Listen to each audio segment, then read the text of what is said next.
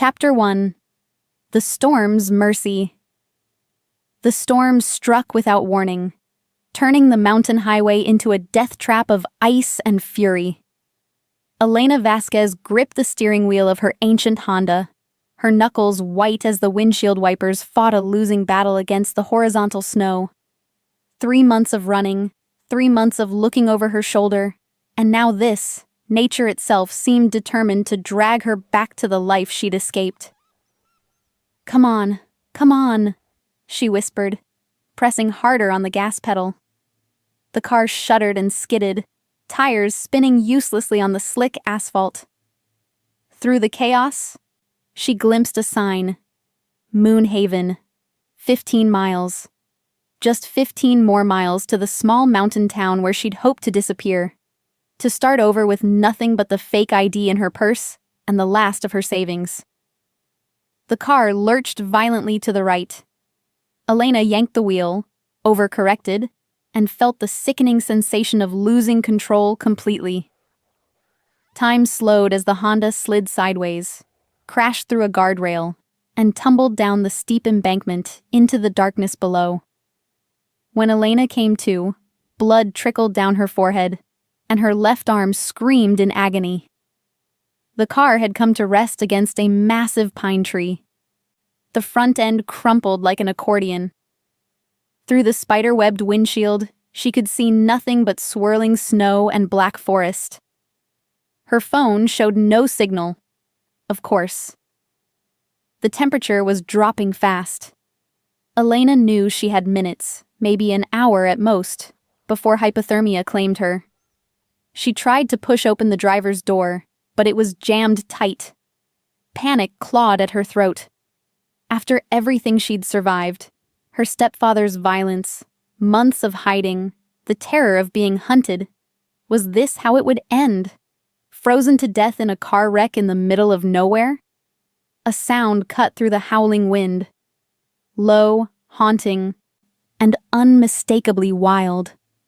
A wolf's howl, answered by another, then another. Elena's blood turned to ice. She'd heard the stories about the mountain wolves, how they'd grown bolder in recent years, how they hunted in organized packs. The howls grew closer. Elena fumbled for the small canister of pepper spray in her purse, her only weapon, and waited. Through the broken passenger window, she caught glimpses of movement in the trees. Shadows that seemed too large, too intelligent to be ordinary wolves. Then she saw him. A massive wolf emerged from the tree line, his coat black as midnight except for silver markings around his muzzle and legs. He was enormous, far larger than any wolf she'd ever seen in documentaries. His eyes... God, his eyes were the color of molten amber, and they seemed to look right through her, into her very soul. Elena held her breath, certain she was about to die. The wolf approached the car slowly, cautiously, his head tilted as if studying her. More wolves appeared behind him, a full pack, she realized with growing terror. But none of them seemed aggressive. They moved with an almost human-like intelligence, communicating through subtle gestures and soft whines. The black wolf, clearly the leader, padded to the driver's side door. To Elena's shock, he began to dig, his powerful paws clearing away snow and debris that had pinned the door shut. The other wolves joined him, working with coordinated precision that defied everything she thought she knew about wild animals. Within minutes, the door groaned open. Elena stared in disbelief as the black wolf stepped back, his amber gaze meeting hers one more time. She could swear she saw something almost human in those eyes.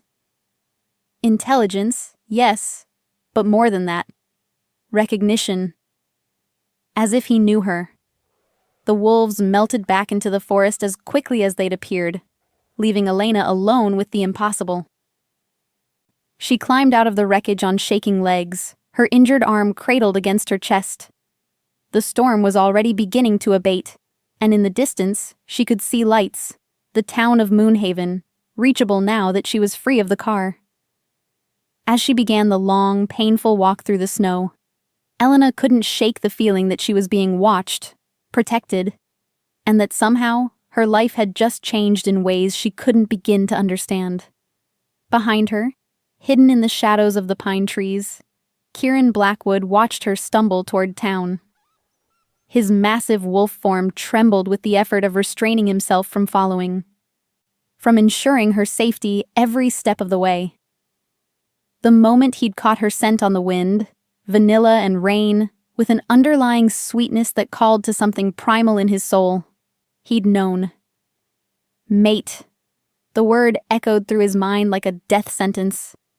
He was the alpha king of the North American shifters, ruler of dozens of packs, and feared by enemies across 3 continents. He was also cursed, doomed to destroy anyone he allowed too close, just as he'd destroyed his first love 20 years ago. But this human girl, this fragile mortal who'd looked at him without fear, she was his. The moon goddess had marked her for him as surely as if she'd branded his mate's name across the night sky. Kieran threw back his head and howled, a sound of longing and fury that echoed across the mountains. His pack answered, understanding his torment. They'd felt the pull too, the way the pack bonds resonated with her presence, as if she belonged among them. As Elena's figure disappeared into the lights of Moonhaven, Kieran made a decision that would haunt them both. He would find her. He would know everything about her. And somehow, he would find a way to claim his mate without destroying her. Even if it meant defying the curse that had ruled his life for 2 decades. Even if it meant war with every enemy who would see his one weakness as the key to bringing him down. The Alpha King had found his queen. Now the real danger could begin. Chapter 2. The Mysterious Stranger. 3 days later, Elena sat in the back booth of Maggie's diner, nursing her 3rd cup of coffee and pretending to read a paperback romance novel, while actually studying every person who walked through the door. The cast on her left arm itched terribly, and the 7 stitches in her forehead throbbed with each heartbeat, but she was alive. More importantly, she was still free. Moonhaven was exactly the kind of place she'd hoped to disappear in. Small enough that strangers stood out, but remote enough that people minded their own business.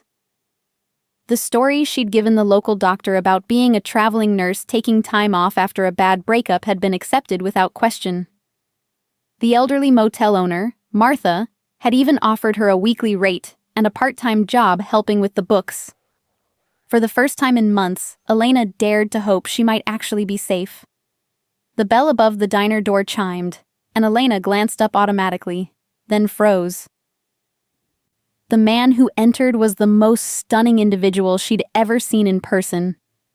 Tall and broad-shouldered, with black hair that looked like he'd been running his fingers through it, and sharp features that belonged on a magazine cover.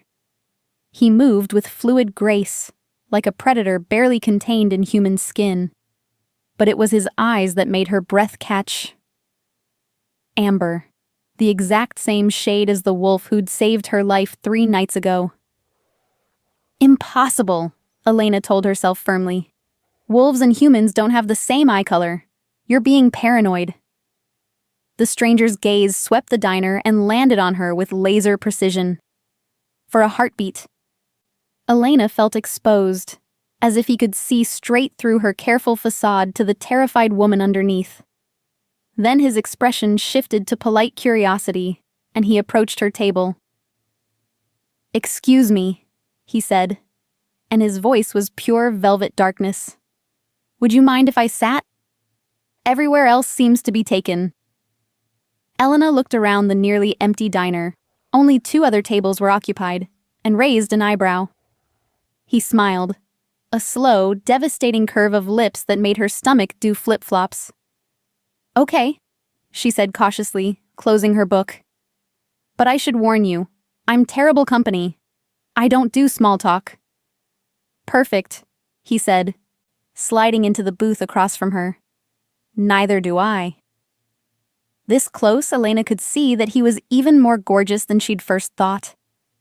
His skin had a golden tan that spoke of time spent outdoors, and there was a small scar along his jawline that somehow made him more appealing rather than less. Everything about him screamed danger, the kind of man her mother had always warned her about.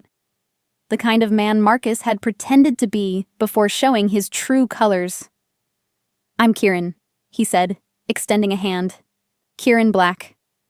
"Elena," she replied, shaking his hand briefly. The moment their skin touched, electricity shot up her arm. Kieran's pupils dilated slightly, and his grip tightened for just a second before he released her. "Elena," he repeated, as if testing how her name sounded in his mouth. "Beautiful name. Are you visiting Moonhaven or—" "Staying for a while," Elena said carefully. "Maybe permanently. I like the quiet." Kieran nodded, and she had the strangest feeling he approved of her answer. It's a good place for quiet. The mountains have a way of protecting people who need it. Something in his tone made her look at him more closely. There was knowledge in his amber eyes, secrets that ran deeper than small-town gossip. "You sound like you speak from experience." "Everyone needs sanctuary sometimes," Kieran said simply. "The trick is recognizing when you've found it." Before Elena could respond, Maggie herself bustled over to take Kieran's order. The elderly waitress, who'd been nothing but friendly to Elena since her arrival, practically glowed in Kieran's presence. "Well, look what the cat dragged in," Maggie said with obvious affection. "Haven't seen you in town for weeks, honey. The usual?" "Please," Kieran said, his smile transforming his entire face. "And maybe some of those blueberry pancakes if you have them." "For you?" "Always." Maggie beamed at him, then glanced meaningfully at Elena.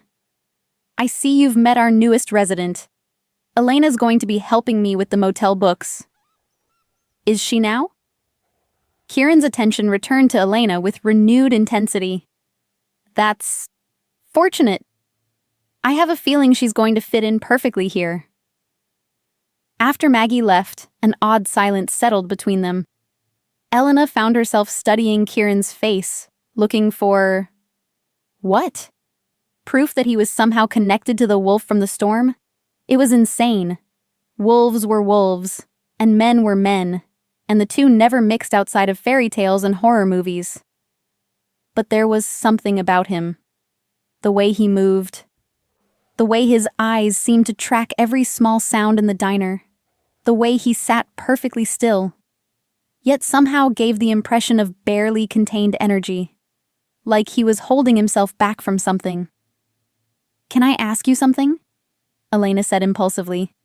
"Anything. Were you out in the storm 3 nights ago? On the mountain road?" Kieran went completely still. "Why do you ask?" "I had an accident. My car went off the road, and Elena hesitated, suddenly feeling foolish. "I thought I saw someone. Or something. In the woods." "The mountains can play tricks on people," Kieran said carefully. "Especially during storms. Are you all right? You look like you were hurt." Elena touched the bandage on her forehead self-consciously. 7 stitches and a broken arm, but I'll live. I was lucky." "Yes," Kieran said, his voice strangely rough. "You were."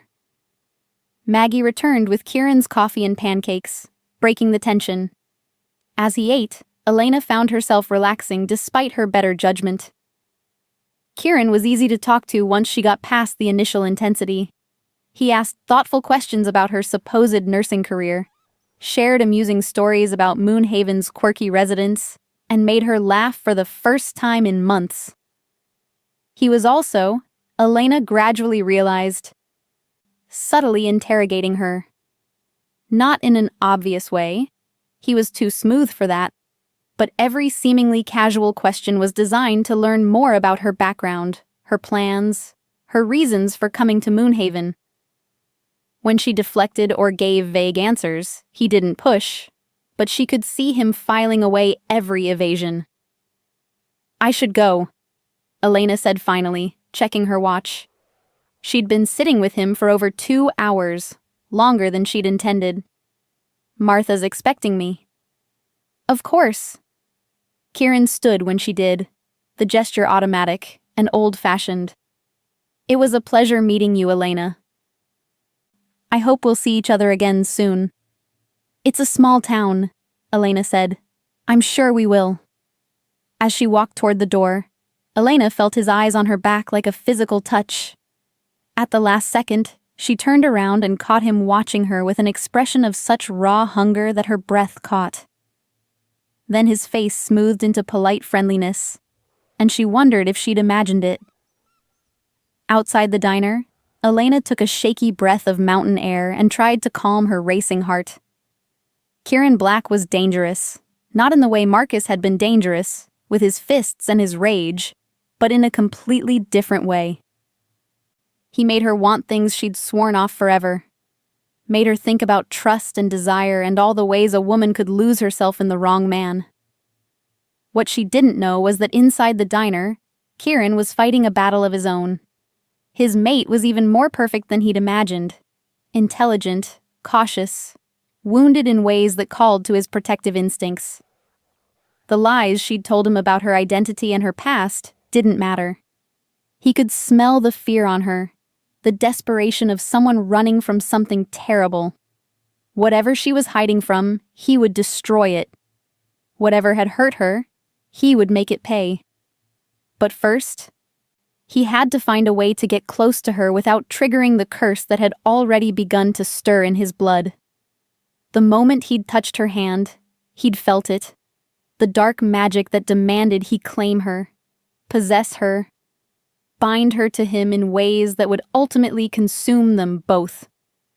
Kieran closed his eyes and tried to push down the wolf's frustrated snarl.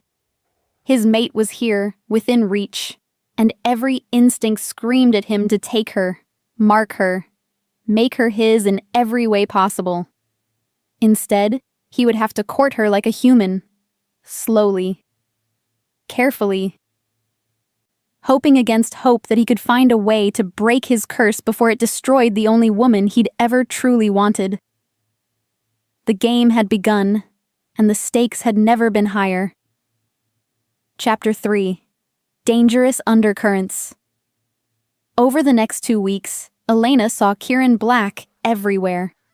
He appeared at the diner during her breakfast, helped her carry groceries when she ran errands, and somehow always seemed to be walking past the motel office when she was working late on Martha's books. At first, she was suspicious. In her experience, men who paid this much attention to her wanted something, but Kieran never pushed, never made her feel trapped or overwhelmed. He was simply there. A steady, reassuring presence in a life that had been chaos for too long, which was exactly why she needed to stay away from him. "You're being an idiot," Elena told her reflection in the motel bathroom mirror. It was Friday night, and Kieran had casually mentioned that the town held a bonfire gathering every week at Miller's Point. He hadn't asked her to go with him, hadn't asked her anything really, but the invitation had been clear in his amber eyes. Eyes that still reminded her of the wolf from the storm, no matter how many times she told herself it was impossible. Elena had spent the day making excuses for why she couldn't attend. She was tired. She had work to catch up on. She didn't know anyone well enough to socialize. All lies, of course. The truth was simpler and more terrifying. She was falling for Kieran Black, and she couldn't afford to fall for anyone. A knock at her motel room door interrupted her spiraling thoughts. Elena's entire body went rigid with familiar terror. He found me. The thought slammed through her mind with devastating clarity. Marcus had tracked her down, and now... "Elena, it's Martha. Can I come in, honey?" Relief flooded through her so quickly she almost collapsed. Elena opened the door to find the elderly motel owner holding a plate of homemade cookies and wearing a concerned expression. "I thought you might be hungry," Martha said, bustling into the room without waiting for an invitation. "And I wanted to check on you. You've seemed troubled lately." Elena accepted the cookies gratefully. I'm fine, just adjusting to a new place, new routines. Mm-hmm. Martha settled into the room's single chair and fixed Elena with a knowing look. And it has nothing to do with a certain handsome man who's been finding excuses to be wherever you are? Heat flooded Elena's cheeks. I don't know what you mean. Honey, I've been running this motel for 30 years. I've seen every kind of romance drama you can imagine, and let me tell you, that boy is smitten. Question is, what are you going to do about it? Nothing, Elena said firmly. I'm not looking for romance, Martha. I'm just trying to build a quiet life here. Martha studied her for a long moment. Can I tell you something about Kieran Black? Elena wanted to say no, wanted to end this conversation before it went any further. Instead, she found herself nodding. He's been coming to Moonhaven since he was a teenager, Martha began. His family owns a lot of land up in the high country. A ranch or compound of some kind. Private people, keep to themselves mostly, but they're good neighbors. Help out during emergencies, donate to the local charities, that sort of thing. Okay, Elena said cautiously, not sure where this was leading.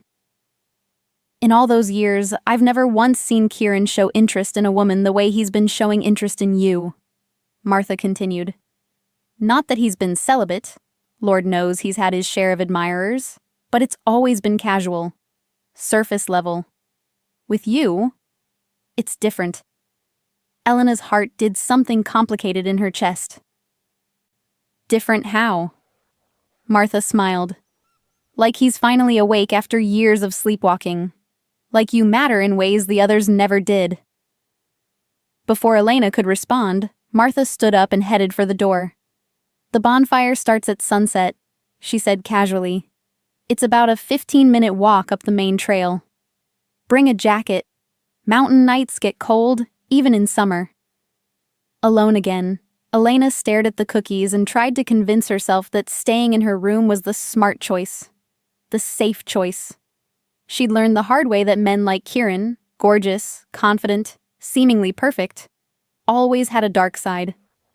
Marcus had been charming too, at first. Attentive and romantic and everything she'd thought she wanted, until the first time he'd hit her. But even as the familiar fear crawled up her spine, Elena knew that Kieran was different. She'd seen him with Martha, with Maggie, with the other townspeople. There was genuine warmth there, real affection and respect. And the way he looked at her. God, the way he looked at her made her feel like the most beautiful, most fascinating woman in the world. When was the last time anyone had made her feel that way? When was the last time she'd allowed herself to want something just because it felt good? Before she could lose her nerve, Elena grabbed her jacket and headed for the door. The bonfire was everything Martha had promised, and more. What seemed like the entire population of Moonhaven had gathered in a natural clearing surrounded by towering pines, their faces warm and golden in the firelight. Someone had brought a guitar, and soft music drifted through the evening air along with the scents of s'mores and hot cocoa. Elena lingered at the edge of the gathering, suddenly uncertain. She'd been hiding for so long, keeping herself small and invisible, that the idea of joining a crowd, even a friendly one, felt overwhelming. You came. The voice, deep and pleased, came from behind her. Elena turned to find Kieran approaching through the trees, and her breath caught. He'd changed out of his usual jeans and flannel into dark slacks and a sweater that clung to his broad shoulders. His hair was still slightly mussed, as if he'd been running his hands through it, and his amber eyes reflected the firelight like a cat's. Martha was very persuasive, Elena said, hoping her voice sounded steadier than she felt. Martha usually is. Kieran moved to stand beside her, close enough that she could smell his cologne. Something woodsy and masculine that made her want to step closer. I'm glad she succeeded where I apparently failed. Elena glanced at him sideways. You never asked me to come. No, Kieran agreed. I didn't want to pressure you. You seem like someone who's had enough pressure in her life. The observation was so accurate, so gently perceptive, that Elena felt something tight in her chest begin to loosen. You don't know anything about my life. I know you're running from something, Kieran said quietly. I know you flinch when people move too quickly near you. I know you pay for everything in cash, and you check the exits every time you enter a room. I know someone hurt you badly, and you're afraid they might find you. Elena stared at him in shock. How do you? Because I've been watching you, Kieran said simply. Not in a creepy way, he added quickly, seeing her expression. But I notice things about people I care about. And I care about you, Elena, whether that scares you or not. The honest admission hung between them like a bridge waiting to be crossed. Elena could walk away, make some excuse about being tired, retreat to the safety of her motel room and the careful walls she'd built around herself. Or she could take a step forward into the unknown. It scares me, she whispered. Good, Kieran said, his voice rough with something that might have been relief. It scares me too. He offered her his arm, an old-fashioned gesture that somehow felt exactly right. After a moment's hesitation, Elena took it, and together they walked toward the fire, and the warmth, and the possibility of something she'd thought she'd lost forever. As the evening progressed, Elena found herself relaxing in ways she hadn't in months. The people of Moonhaven welcomed her with genuine warmth, sharing stories and laughter and the kind of easy acceptance she'd never experienced in the city. And through it all, Kieran stayed close, not possessively, but protectively. As if he were standing guard against anything that might disturb her newfound peace. When someone started telling ghost stories, Elena found herself pressed against Kieran's side, his arm around her shoulders in a gesture that felt natural and right. His body was furnace warm, and she could feel the steady beat of his heart through his sweater. For the first time in longer than she could remember, Elena felt safe. It wasn't until much later, when Kieran walked her back to the motel under a canopy of stars, that Elena realized how much danger she was actually in. Not from Marcus, not from the past she was running from, but from the man beside her, and the way he made her want to trust again. Thank you, she said as they reached her door. For tonight. For making me feel normal. Kieran's eyes went dark and intense. You're not normal, Elena. You're extraordinary.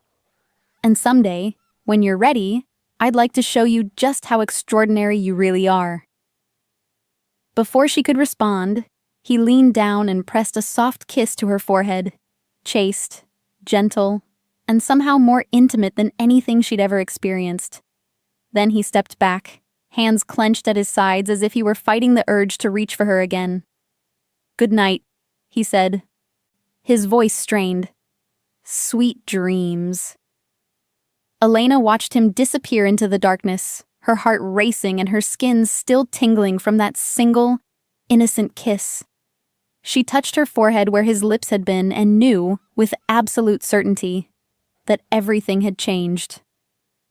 What she didn't know was that 100 yards away, hidden in the shadows of the pine trees, Kieran was fighting the most difficult battle of his life.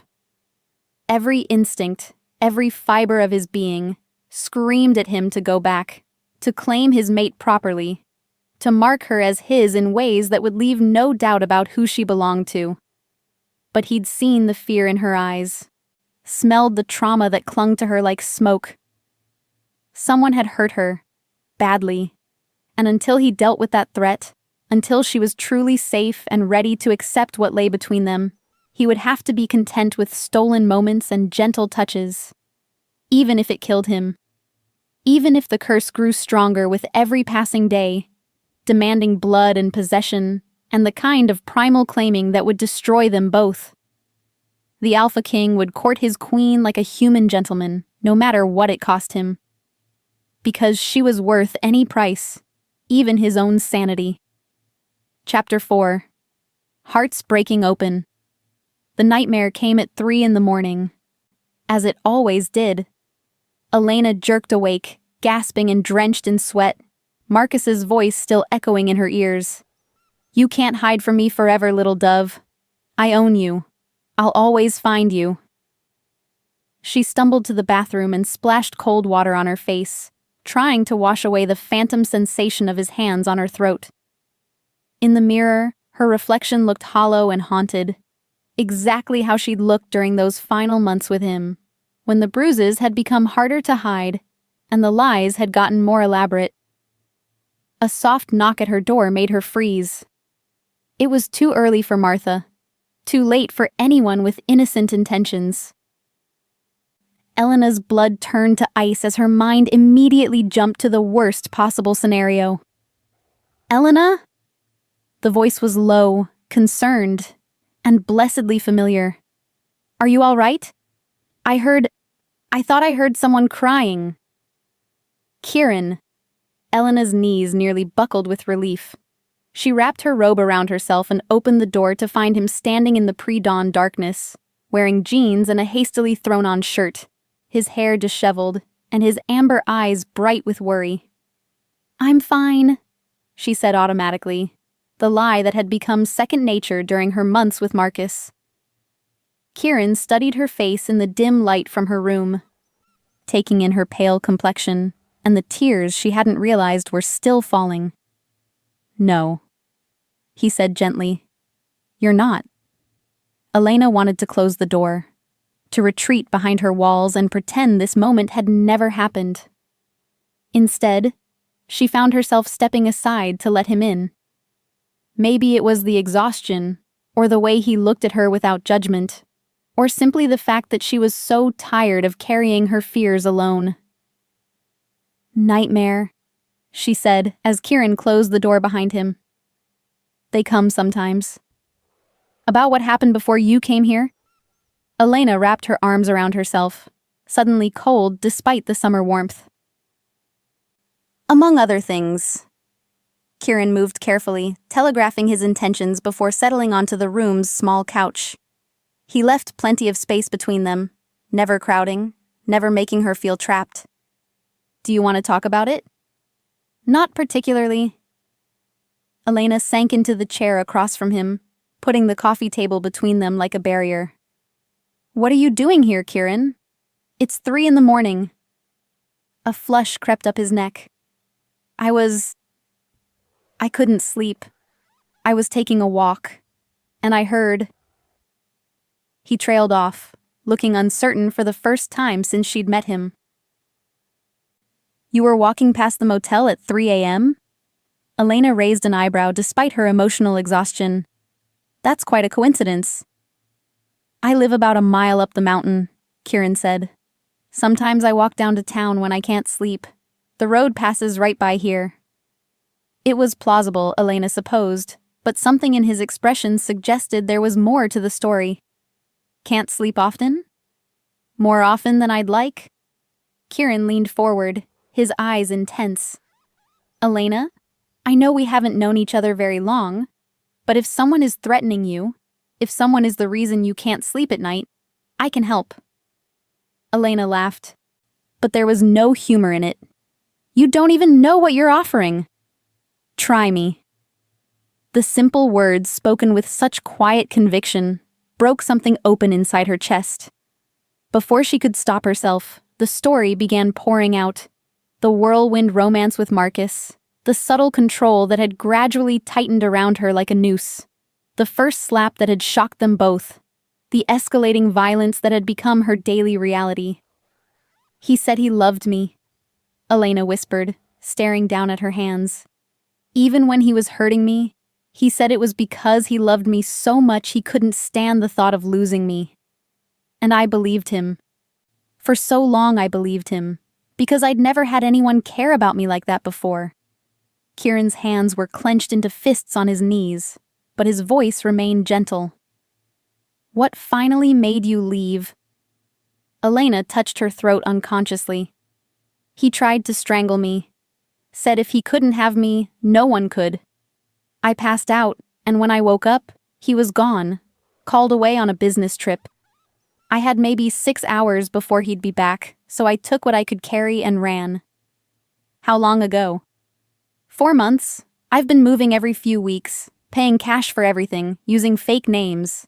But he has resources, connections.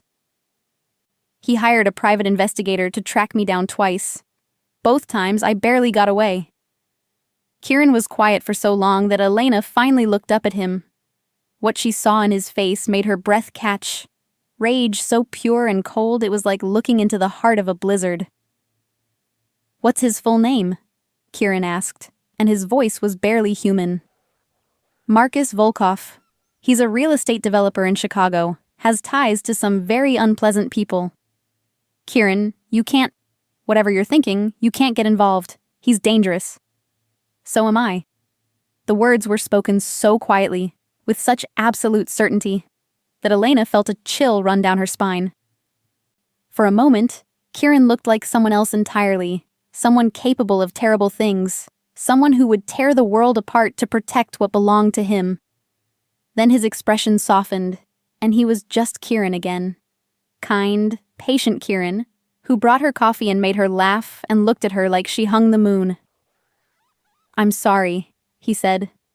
"I didn't mean to frighten you. It's just... no one should have to live in fear the way you've been living." Elena studied his face, searching for some sign of the cold fury she'd glimpsed moments before. "Who are you, really?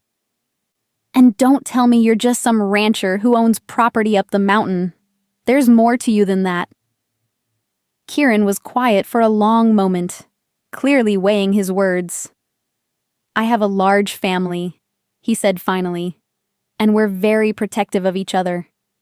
We've dealt with dangerous people before, people who think they can take what doesn't belong to them, hurt those who can't protect themselves. What kind of business is your family in?" "The kind where we make sure problems like Marcus Volkov disappear permanently." The words hung between them like a loaded weapon. Elena should have been terrified. Any sane woman would have been terrified. Instead, she felt something she hadn't experienced in months. Hope. "You can't just make him disappear," she said. "He has lawyers, political connections. If something happened to him, people would ask questions." "Let me worry about that." Kieran leaned forward, his eyes burning with intensity. "Elena, I need you to understand something. From the moment I met you, from the second I saw you in that diner, you became important to me. More important than anything else in my life. If Marcus Volkov is a threat to you, then he's a threat to me. And I don't allow threats to go unanswered." Elena's heart began to race, but not with fear. "Kieran, I know it's too soon," he said quickly. "I know you need time to heal, to trust again. I'm not asking for anything from you except the chance to keep you safe. Let me handle Marcus. Let me give you the kind of peace you deserve." Elena stared into his amber eyes and saw something that took her breath away. Not just desire or attraction, but devotion.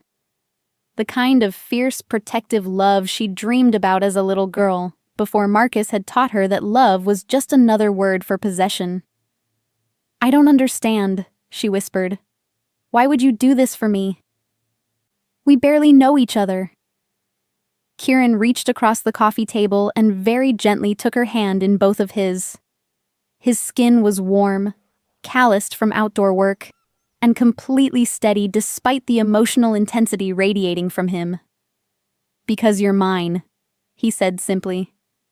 "Maybe that sounds crazy, maybe it's too fast, but from the moment I saw you, I knew. You're the missing piece I've been looking for my entire life. And I protect what's mine, Elena. Always." Elena felt tears threatening again, but these were different from the ones she'd shed after the nightmare.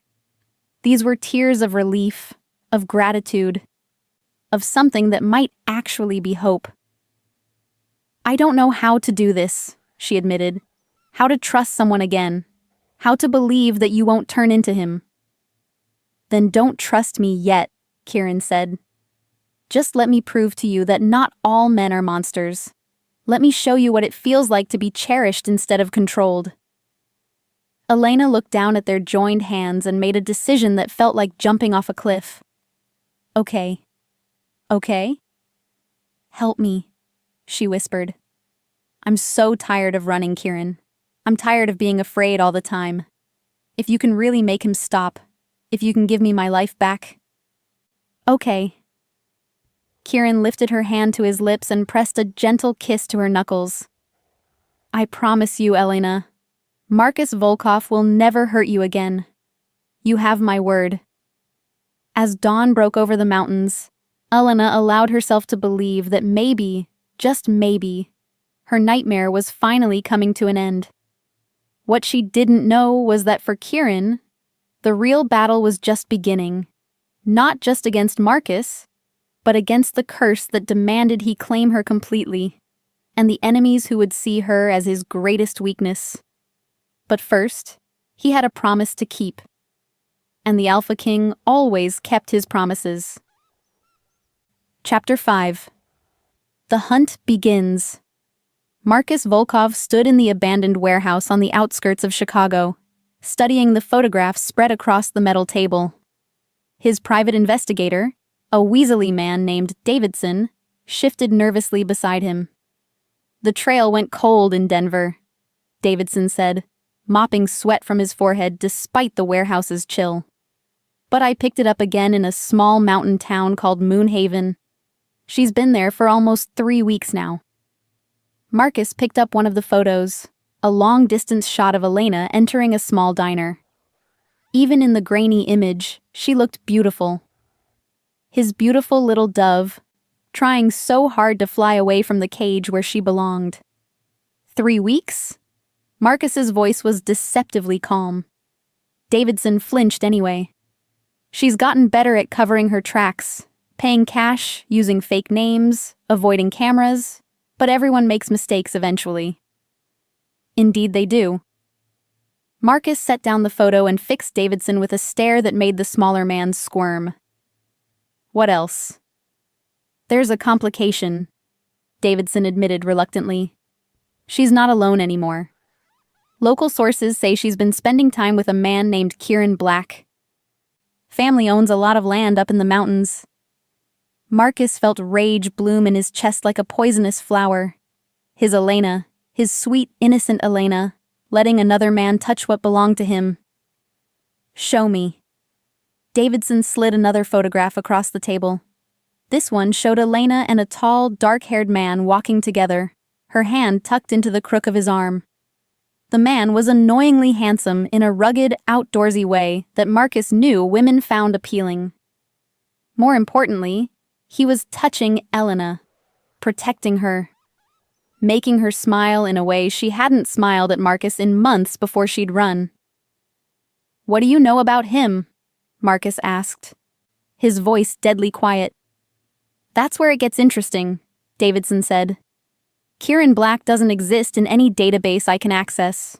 No social security number, no tax records, no credit history. It's like he's a ghost. Everyone leaves a trail.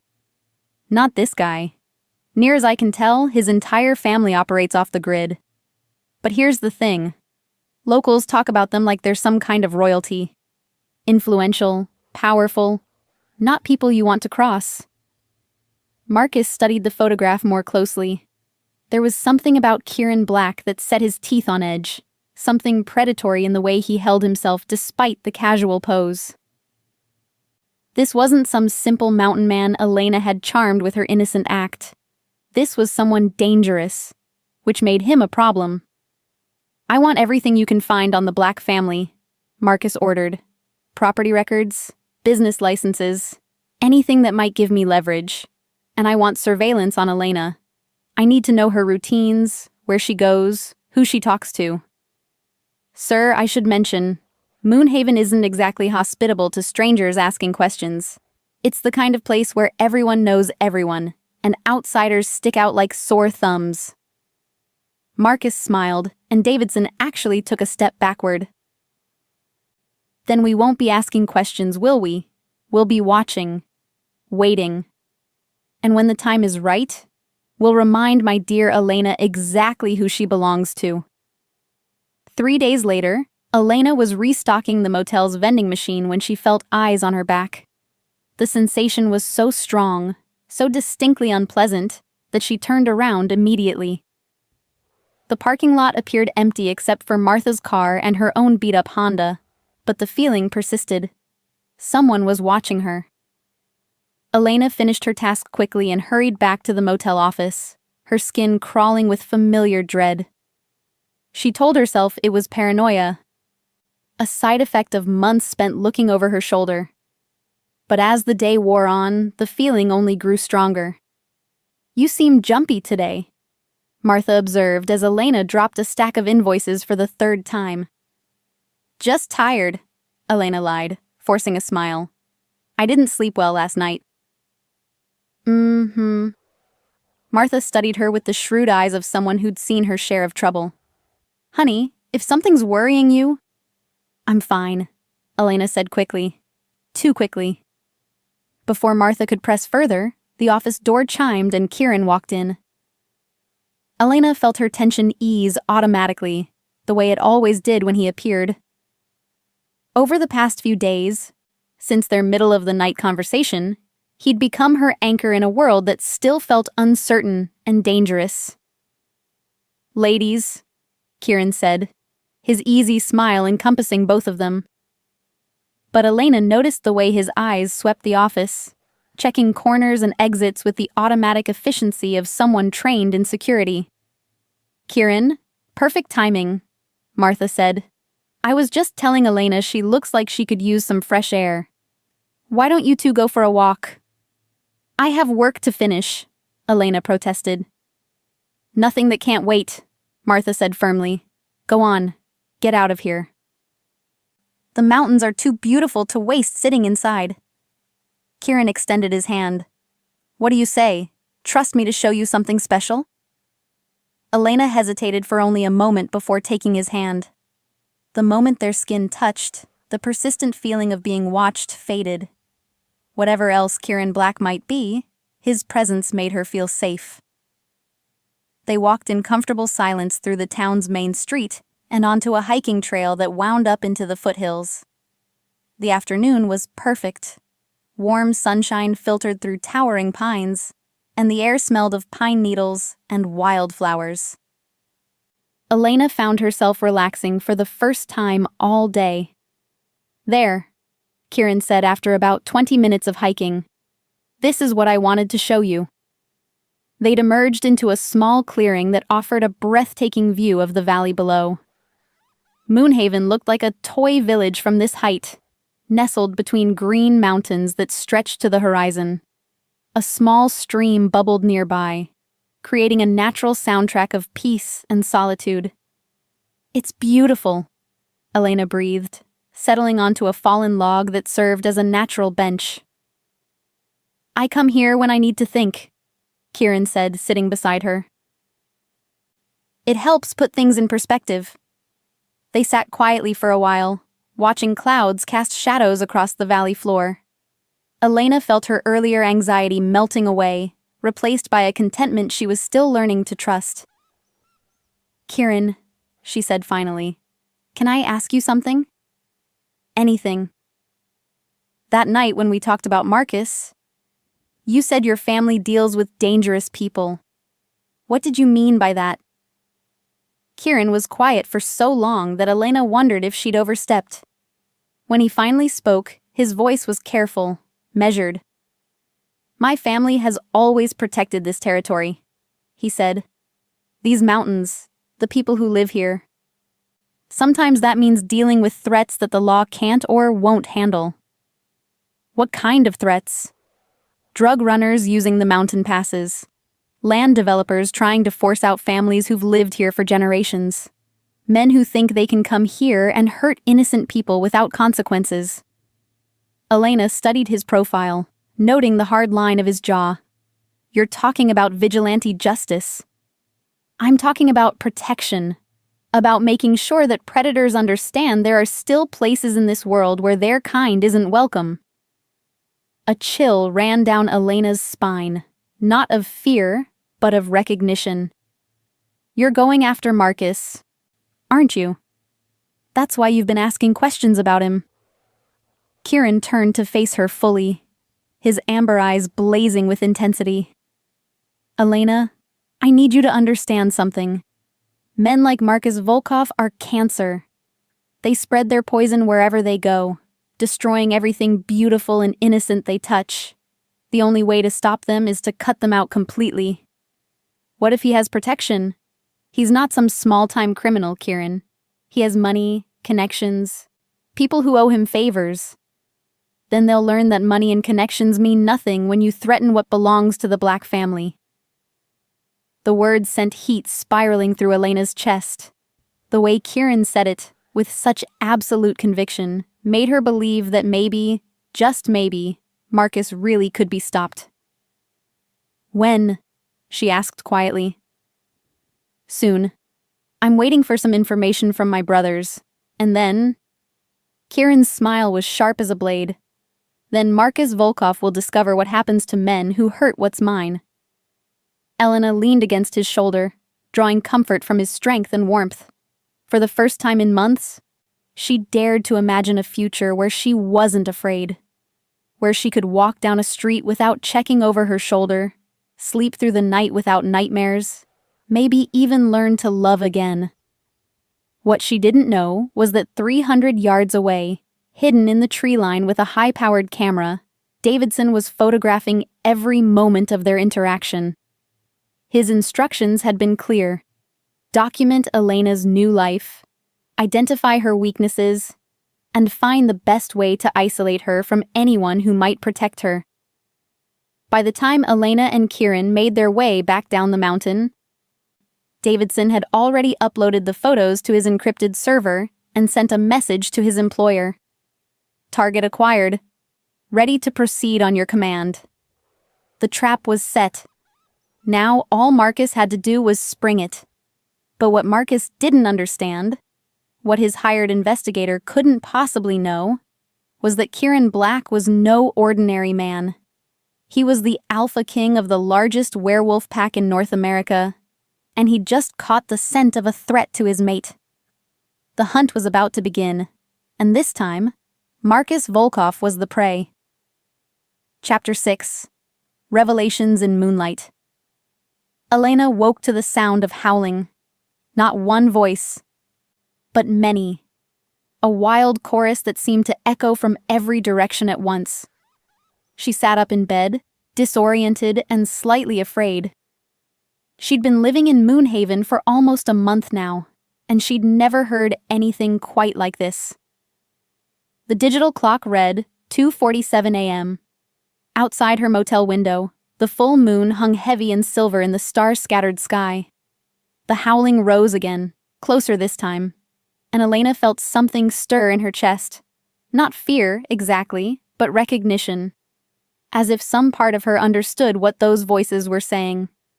Come to us. Come home. Elena shook her head, trying to dispel the ridiculous thought. She was clearly letting the mountain atmosphere get to her, romanticizing what was probably just a pack of coyotes hunting in the wilderness.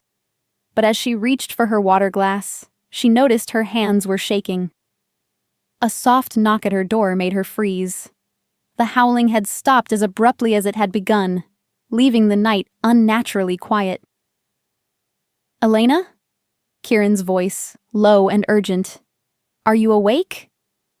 Elena wrapped her robe around herself and opened the door. Kieran stood in the hallway, fully dressed despite the late hour. His hair was windblown, and there were pine needles clinging to his sweater. He looked like he'd been outside, running through the forest. Did you hear the howling? She asked. Something flickered in Kieran's amber eyes. Yes, that's actually why I'm here. Elena, I need you to come with me. There's something I have to show you. Now? It's almost 3 a.m. It has to be now. Please, trust me. Elena studied his face in the dim hallway light. There was an urgency there she'd never seen before, an intensity that made her pulse quicken. "Kieran, what's going on?" "I can't explain it here, but I promise you, after tonight, you'll understand everything. About me, about this place, about why you were brought here." Elena wanted to ask what he meant by brought here. She'd come to Moonhaven by accident, hadn't she? But something in Kieran's expression stopped her. He looked like a man standing on the edge of a cliff, about to jump into an abyss. "Give me 5 minutes to get dressed," she said. Kieran's relief was palpable. "Thank you." Elena threw on jeans and hiking boots, her mind racing with possibilities. What could be so urgent that it couldn't wait until morning? And why did she have the strangest feeling that whatever Kieran was about to show her would change everything? They drove in silence up a winding mountain road Elena had never seen before. Kieran's truck climbed steadily higher, past the timberline and into country that felt truly wild. The only light came from the full moon overhead, casting everything in silver and shadow. "How much farther?" Elena asked as they passed what looked like the 100th pine tree.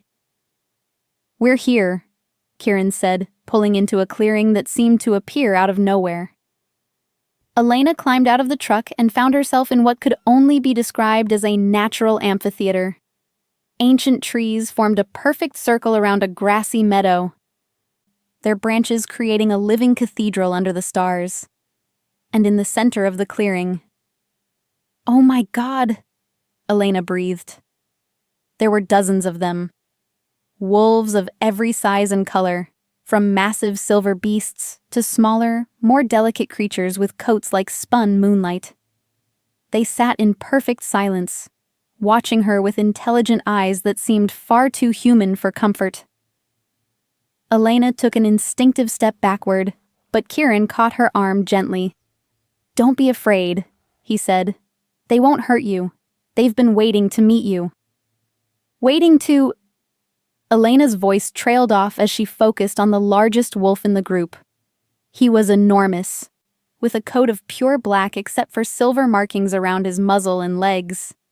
His eyes were the color of molten amber, and they were completely, utterly familiar. "No," Elena whispered, understanding flooding through her like ice water. "No, that's impossible." Kieran stepped away from her, moving toward the center of the clearing. "Elena, I need you to stay very still and try not to be afraid.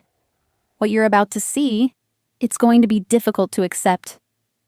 "Kieran, don't—" But he was already changing. Elena watched in fascination and terror as Kieran's human form began to shift and flow like water. His bones lengthened. His muscles expanded, and dark fur sprouted across his skin. Within moments, the man she'd been falling in love with had transformed into the massive black wolf from the clearing, and from the night of the storm. The wolf padded toward her slowly, each step deliberate and careful. When he was close enough to touch, he sat back on his haunches and looked up at her with those unmistakable amber eyes. Elena sank to her knees in the grass, her mind struggling to process what she'd just witnessed. "You're him," she whispered. "You're the wolf who saved me." The black wolf, Kieran, nudged her hand with his muzzle. His fur was incredibly soft, and she could feel the warmth of his body through the thick coat. Slowly, carefully, she reached out to stroke his head. "I don't understand," Elena said, tears streaming down her face. "This isn't possible. People can't just— they can't turn into wolves." A new voice spoke from behind her, warm and feminine. "They can when they're werewolves, dear." Elena spun around to find a woman approaching from the edge of the clearing. She was perhaps 50, with silver-streaked brown hair, and the same amber eyes as Kieran. Her presence radiated authority and kindness in equal measure. "I'm Diana Black," the woman said, settling gracefully onto the grass beside Elena. "Kieran's mother and the Luna, the female leader, of this pack." Pack, Elena repeated numbly. The Moonhaven Pack, to be precise. We've lived in these mountains for over 200 years, protecting the land and the people who call it home. Elena looked around the clearing again, seeing the wolves with new eyes. They're all werewolves, yes. Shapeshifters who can take both human and wolf form. Diana's voice was patient, as if she'd had this conversation before. We're born this way, Elena. It's not a curse or a disease. It's simply what we are. The black wolf beside Elena whined softly, and Diana smiled. My son is worried that this is too much for you to take in at once. He's been agonizing over how to tell you the truth for weeks. Elena stared down at Kieran's wolf form, her mind reeling. The night of the storm. You saved my life. The wolf nodded, actually nodded, like a human would. And all this time when we've been together? Elena's voice caught. You've been lying to me. This time, Kieran whined in what sounded like distress. Diana reached over and placed a gentle hand on Elena's shoulder. He's been protecting you, she said firmly. Our world isn't safe for humans, Elena. There are rules, traditions, enemies who would see any human knowledge of our existence as a threat to be eliminated. By keeping you in the dark, Kieran was keeping you alive. But why tell me now? Elena asked. What's changed? Diana exchanged a look with her son that somehow managed to be meaningful despite his current form. Because you're his mate, his destined partner, chosen by the moon goddess herself. And because danger is coming. Danger that requires you to understand exactly what and who you're dealing with. Marcus, Elena breathed. Understanding flooding through her. Among others, Diana said grimly. Elena, I need you to understand something about werewolf mating bonds. When a werewolf finds their true mate, the connection is absolute. Kieran would die before he let anything happen to you. But that level of devotion comes with risks. Elena looked down at Kieran, who was watching her with such intense focus it took her breath away. Even in wolf form, she could see the love and fear warring in his amber gaze. What kind of risks? She asked. The kind where ancient enemies see your bond as a weakness to exploit, Diana said. The kind where rival packs might try to use you against him. The kind where a human woman becomes the most protected and most hunted person in the supernatural world. Elena felt the weight of that responsibility settle on her shoulders like a lead blanket. I don't know if I can do this. I don't know if I'm strong enough. Diana smiled, and for the first time Elena saw where Kieran got his devastating charm. Strength isn't about what you can fight, dear. It's about what you're willing to fight for. And from what I can see, you've already proven your strength by surviving what that monster did to you. The black wolf pressed closer to Elena's side, offering comfort and warmth. Without thinking, she wrapped her arms around his massive neck and buried her face in his fur. I need time, she whispered, to think, to process all of this. The wolf made a soft rumbling sound that might have been agreement. Of course, Diana said, rising gracefully to her feet. But Elena? Time is something we may not have much of. Kieran's sources tell us that Marcus is already moving. If you're going to accept this world, this life, it needs to be soon. As Diana melted back into the shadows, Elena found herself alone in the clearing with dozens of werewolves and the man she loved in his true form. The moon hung overhead like a silver coin, bathing everything in ethereal light, and for the first time since the night of the storm, Elena felt like she was exactly where she belonged, even if she had no idea what that meant for her future.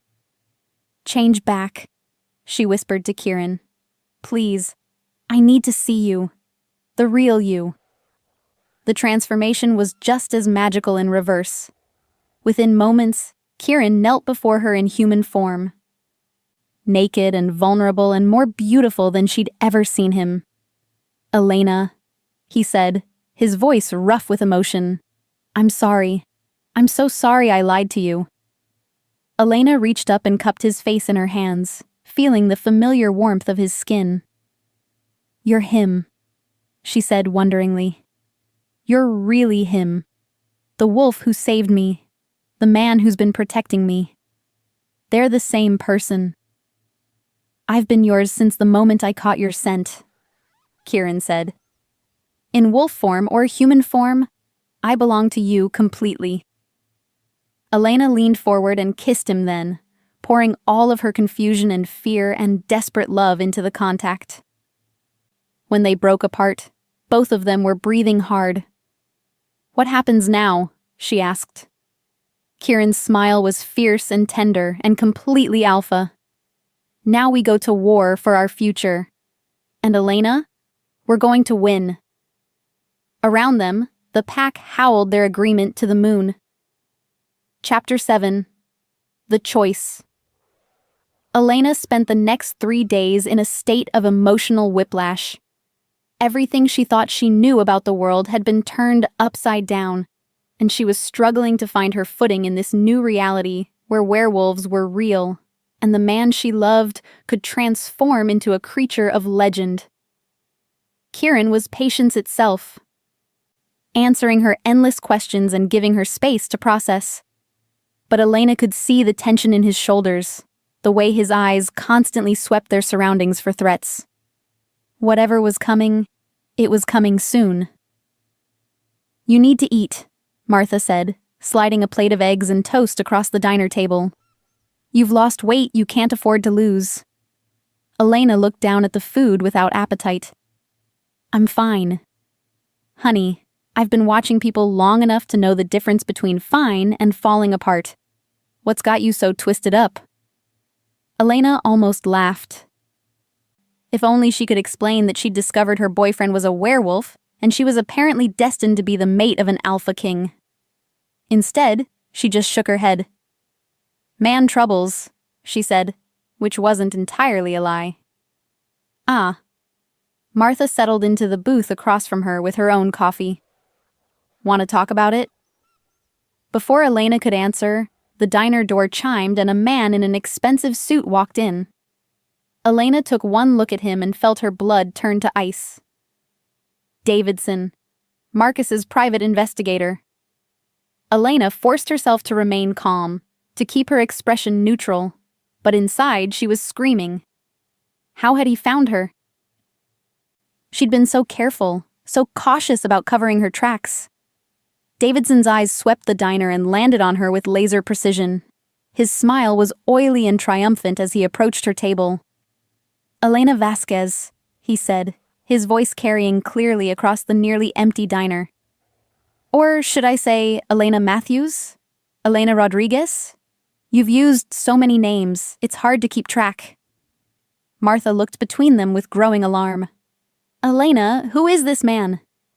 "Nobody," Elena said quickly, starting to rise from the table. "We should go." But Davidson moved faster, blocking her exit from the booth. Now, don't be rude. Mr. Volkov has been so worried about you. He just wants to talk." "I have nothing to say to Marcus," Elena said, her voice steadier than she felt. "Oh, but he has plenty to say to you. About your new boyfriend, for instance. Kieran Black, isn't it? Interesting man. Very protective. Very territorial." Elena's heart began to race. "What do you want?" Davidson pulled out his phone and showed her a photograph. Elena's breath caught. It was a picture of her and Kieran in the clearing where he'd revealed his true nature, though thankfully it had been taken before his transformation. "Mr. Volkov is quite displeased," Davidson continued. "He's made a substantial investment in finding you, and he doesn't appreciate interference. He wanted me to give you a message. I'm not interested in anything Marcus has to say. You will be." Davidson's smile turned ugly. "He says to tell you that accidents happen in small mountain towns. House fires, car crashes, hunting accidents where stray bullets find the wrong targets. It would be such a shame if anything happened to your new friends. The threat hit Elena like a physical blow. You can't. We can, and we will. Unless you come with me right now, quietly and without making a scene. Mr. Volkov is waiting at a hotel in Denver. Have a nice chat with him, work out your differences, and everyone in Moonhaven stays safe. Elena looked around the diner wildly, as if seeking an escape route that didn't exist. Martha was watching the exchange with growing alarm, and Elena could see other patrons starting to notice the tension. "What's it going to be, Elena?" Davidson asked. "A pleasant conversation? Or a series of tragic accidents?" Elena closed her eyes, her mind racing. Marcus had found her, just as she'd always known he would. But this time, he wasn't just threatening her. He was threatening innocent people. People who'd welcomed her and made her feel safe for the first time in years. People she cared about. People Kieran would die protecting. "Fine," she said quietly. "I'll come with you." "Elena, no." Martha started to protest, but Elena shook her head. "It's okay, Martha. This is just a misunderstanding. I'll be back soon." The lie tasted like ash in her mouth, but Elena forced herself to smile reassuringly. She followed Davidson out of the diner on unsteady legs, her mind already racing ahead to what Marcus would do to her once he had her alone. Davidson led her to a black SUV with tinted windows. As they pulled out of Moonhaven, Elena caught a glimpse of Kieran's truck turning onto the main street. He was too far away to see her, but something in her chest clenched with the knowledge that she might never see him again. The drive to Denver passed in a blur of mountain scenery and growing dread. Davidson made several phone calls during the trip, speaking in low tones about package secured and ETA 3 hours. Elena stared out the window and tried to prepare herself for what was coming. The hotel Davidson chose was expensive and discreet, the kind of place where wealthy men conducted business they didn't want scrutinized. Elena was escorted to a suite on the top floor, where Marcus waited like a spider in the center of his web. He looked exactly the same, handsome, impeccably dressed, radiating the kind of charm that had initially drawn her to him. But now Elena could see the cold calculation in his dark eyes, the carefully controlled violence that lurked beneath his polished exterior. "Hello, little dove," Marcus said, rising from his chair with predatory grace. "You look well. Mountain living agrees with you." Elena stayed by the door, every muscle in her body coiled for flight. "What do you want, Marcus?" "What I've always wanted. You. Home where you belong." "I'll never belong to you again." Marcus's smile was sharp as a blade. "Oh, but you will. You see, I've learned some very interesting things about your new boyfriend. The mysterious Mr. Black and his equally mysterious family." Elena's blood chilled. "I don't know what you're talking about." "Don't you? Security cameras are everywhere these days, Elena. Even in remote mountain towns. And some of the footage I've obtained is extraordinary." Marcus activated a tablet and turned the screen toward her. Elena's knees nearly buckled as she saw a grainy video of Kieran's transformation in the clearing. The image quality was poor, but there was no mistaking what was happening. "Fascinating, isn't it?" Marcus said conversationally. "I had the footage analyzed by several experts. Computer graphics, they said initially. But when I started digging deeper, when I found the right people to ask the right questions, well, let's just say your boyfriend isn't the only one with supernatural connections." Elena forced herself to remain calm. "That's ridiculous. Whatever you think you saw..." "I saw a man turn into a wolf, Elena. A very large, very dangerous wolf. And I saw you accept it as if it were the most natural thing in the world." Marcus moved closer, and Elena resisted the urge to back away. Showing fear would only make him more aggressive. Here's what's going to happen, Marcus continued. You're going to come home with me. You're going to be my good little wife, just like we always planned. And in exchange, I won't share this footage with certain government agencies who would be very interested in studying Mr. Black and his family. Elena's heart sank. Marcus had found the perfect leverage, not just threatening Kieran's life, but threatening exposure of the entire werewolf community.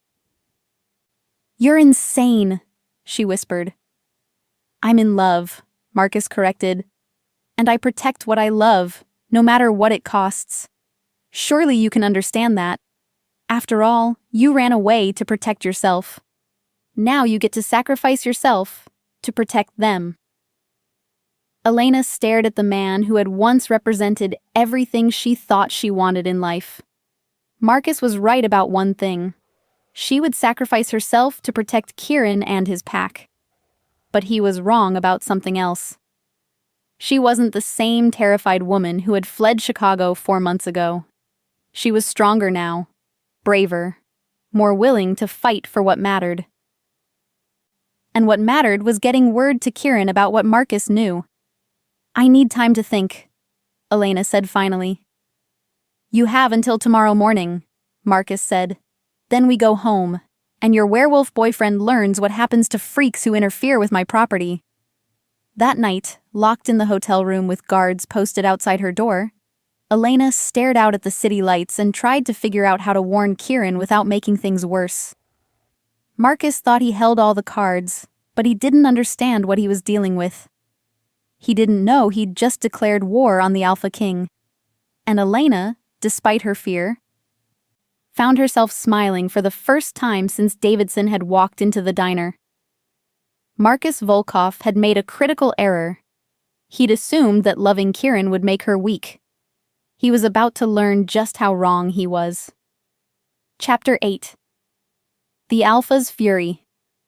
Kieran knew something was wrong the moment he walked into Maggie's diner and saw Martha's pale, frightened face. The older woman rushed to him before he'd made it 3 steps inside. Kieran, thank God you're here, she said, gripping his arm with surprising strength. Elena's gone. A man came for her. Threatened the whole town if she didn't go with him. The wolf inside Kieran snarled with murderous rage, but he kept his voice calm. Tell me everything. Martha recounted the confrontation with Davidson, her words painting a picture that made Kieran's blood boil. Elena had sacrificed herself to protect Moonhaven, just as he'd feared she might. His brave, selfless mate had walked straight back into hell to keep others safe. How long ago? Kieran asked when Martha finished. 2 hours, maybe 3. They left in a black SUV with Colorado plates. Kieran pulled out his phone and speed-dialed his brother Damon. I need a trace on a black SUV leaving Moonhaven 3 hours ago, heading south. Colorado plates, probably rental. What's the situation? Damon's voice was sharp with concern. Someone took Elena. I want them found. Now. On it. Kieran, are we talking about a retrieval or a elimination? Kieran's smile was pure predator. That depends on whether she's hurt when I find her. Within an hour, Kieran had assembled his inner circle in the war room of the Black family compound. The space looked like something from a military thriller. Computers, surveillance equipment, and enough weaponry to outfit a small army. Maps of Colorado covered one wall, marked with potential routes and safe houses. SUV was traced to the Belmont Hotel in Denver, reported Lucas, Kieran's head of security.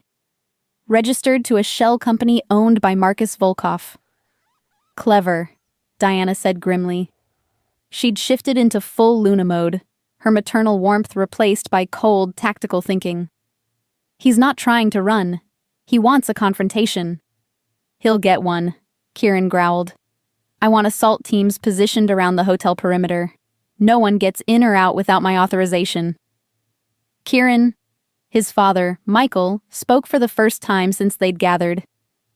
The former Alpha King was in his 70s now, his dark hair silver, and his body showing the effects of decades of leadership.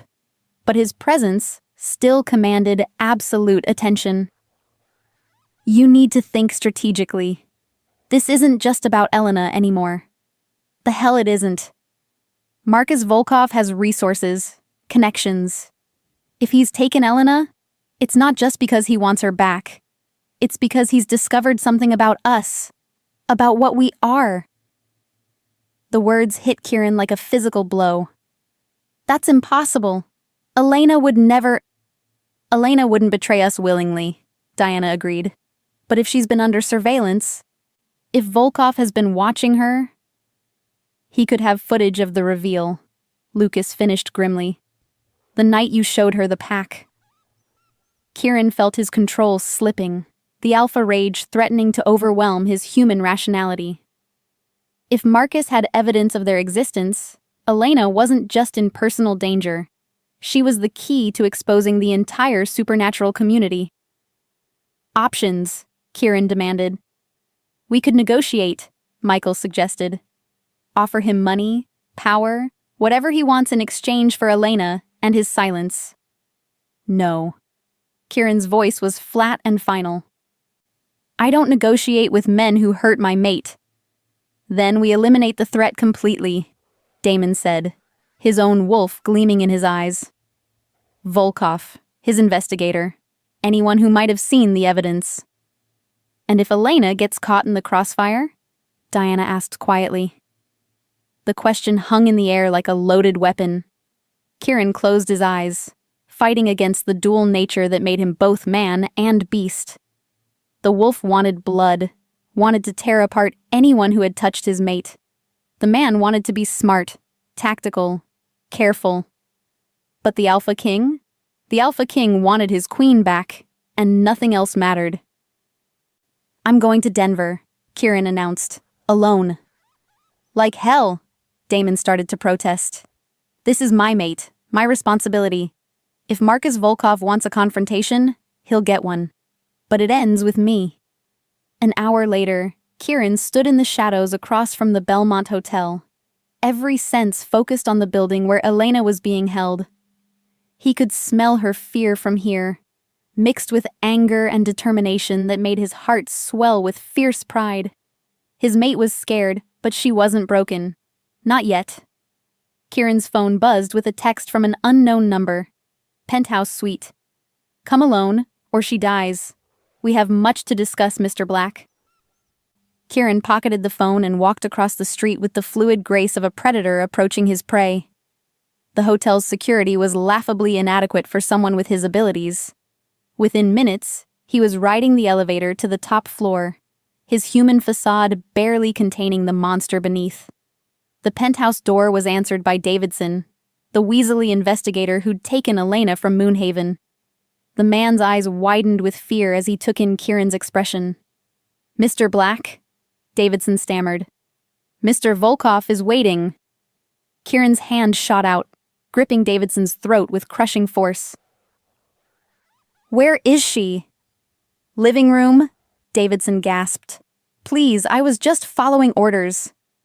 Kieran released him with a contemptuous shove and walked deeper into the suite. He found Elena standing by the floor-to-ceiling windows, her arms wrapped around herself in a gesture of self-protection that made his wolf howl with rage. She turned when she heard his footsteps, and the relief in her eyes was like a physical blow. Kieran, she breathed, you shouldn't have come. Wild horses couldn't have kept me away. Marcus Volkov emerged from the suite's bedroom, impeccably dressed and radiating false charm. Kieran took one look at the man who had terrorized his mate and felt his control slip another notch. Mr. Black, Marcus said smoothly. So good of you to join us. Elena and I were just discussing her future. She doesn't have a future with you, Kieran said, his voice barely human. Oh, but she does. You see, I've recently come into possession of some very interesting information. Video footage, witness statements, evidence that would fascinate certain government agencies. Marcus activated a tablet, showing the grainy footage of Kieran's transformation. Remarkable, isn't it? The things that exist in our world, hidden in plain sight. Kieran didn't even glance at the screen. His attention was focused entirely on Marcus, cataloging the man's weaknesses, planning exactly how he would die. "What do you want?" Kieran asked. "Elena comes home with me. Tonight.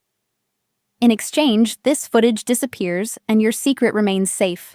Refuse, and tomorrow morning every major news outlet in the country will have a copy." "And you think that will protect you?" Kieran asked, his smile cold as winter. "You think exposing us will keep you safe from what I am?" For the first time, Marcus looked uncertain. "You won't risk exposure." "I'm the Alpha King," Kieran said quietly. "I rule over thousands of werewolves across this continent. Do you really think a grainy video and some government bureaucrats will stop me from tearing you apart with my bare hands?" Marcus took a step backward, finally recognizing the predator in the room. "You're bluffing." "Elena," Kieran said, never taking his eyes off Marcus. "Come here." Elena moved toward him without hesitation, and Kieran felt something tight in his chest ease as she slipped her hand into his. Her touch grounded him, reminded him that she was safe, that they were together. "You hurt her," Kieran continued conversationally. "Terrorized her, controlled her, made her afraid to trust anyone. That's unforgivable." "She belongs to me," Marcus snarled, his polished facade finally cracking. "I found her first. I claimed her first." "You abused her," Kieran corrected. "There's a difference between claiming and owning, between protection and possession. You never deserved her." Marcus pulled a gun from inside his jacket, his hand shaking with rage and fear. "Enough. Elena, you're coming with me right now, or your boyfriend learns what silver bullets do to werewolves." Elena gasped, but Kieran just smiled. "Silver bullets? Really? Someone's been watching too many movies." Before Marcus could react, Kieran moved with inhuman speed. One moment he was standing 10 feet away. The next he had Marcus pinned against the wall, the gun scattered across the floor. Marcus struggled frantically, but he might as well have been fighting a mountain. "Here's what's going to happen," Kieran said, his voice deadly calm. "You're going to give me every copy of that footage. Every piece of evidence you think you have. Then you're going to disappear. Change your name, leave the country, start a new life somewhere far away from Elena." "And if I refuse," Marcus gasped. Kieran's eyes began to glow with amber fire. "Then I'll show you what a real monster looks like." Marcus stared into those inhuman eyes and saw his own death reflected there. With trembling hands, he pointed toward a briefcase on the coffee table. "Everything's in there. Files, videos, witness statements. It's all there." Kieran released him and moved to examine the briefcase's contents. Elena watched from across the room as her former tormentor cowered against the wall, finally seeing Marcus as the pathetic bully he'd always been.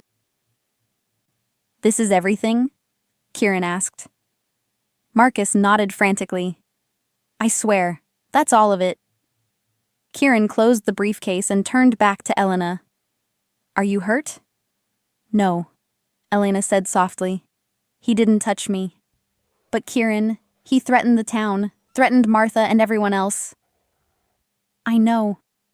Kieran's expression gentled as he looked at her.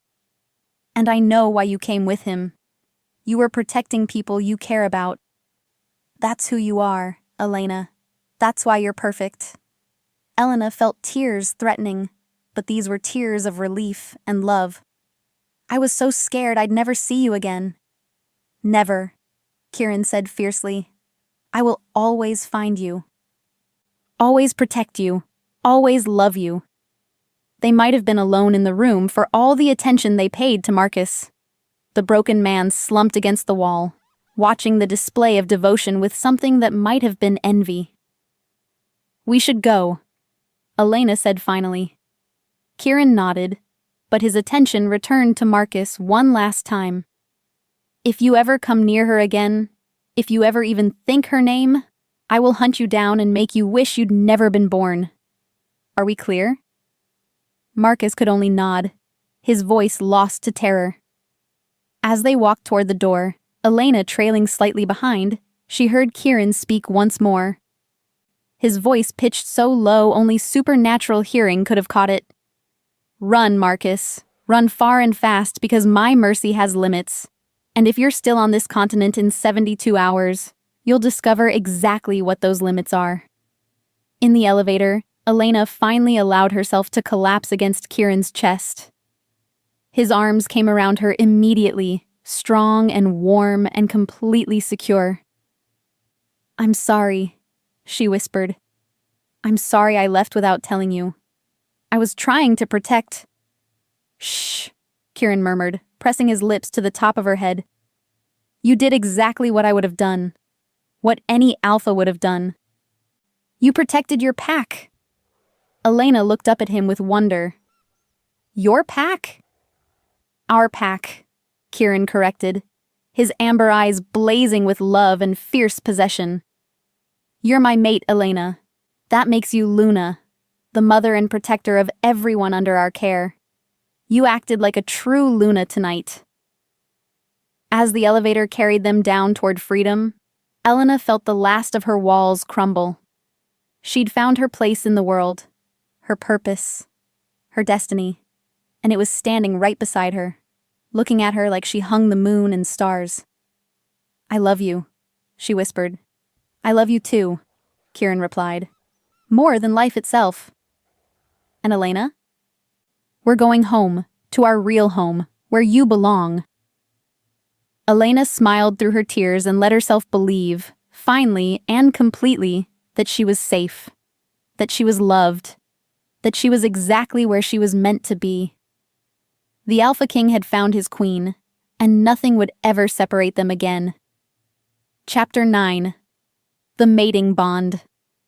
The drive back to Moonhaven passed in a blur of starlight and whispered conversations. Elena found herself curled against Kieran's side in his truck, his arm around her shoulders, and his scent surrounding her like a security blanket.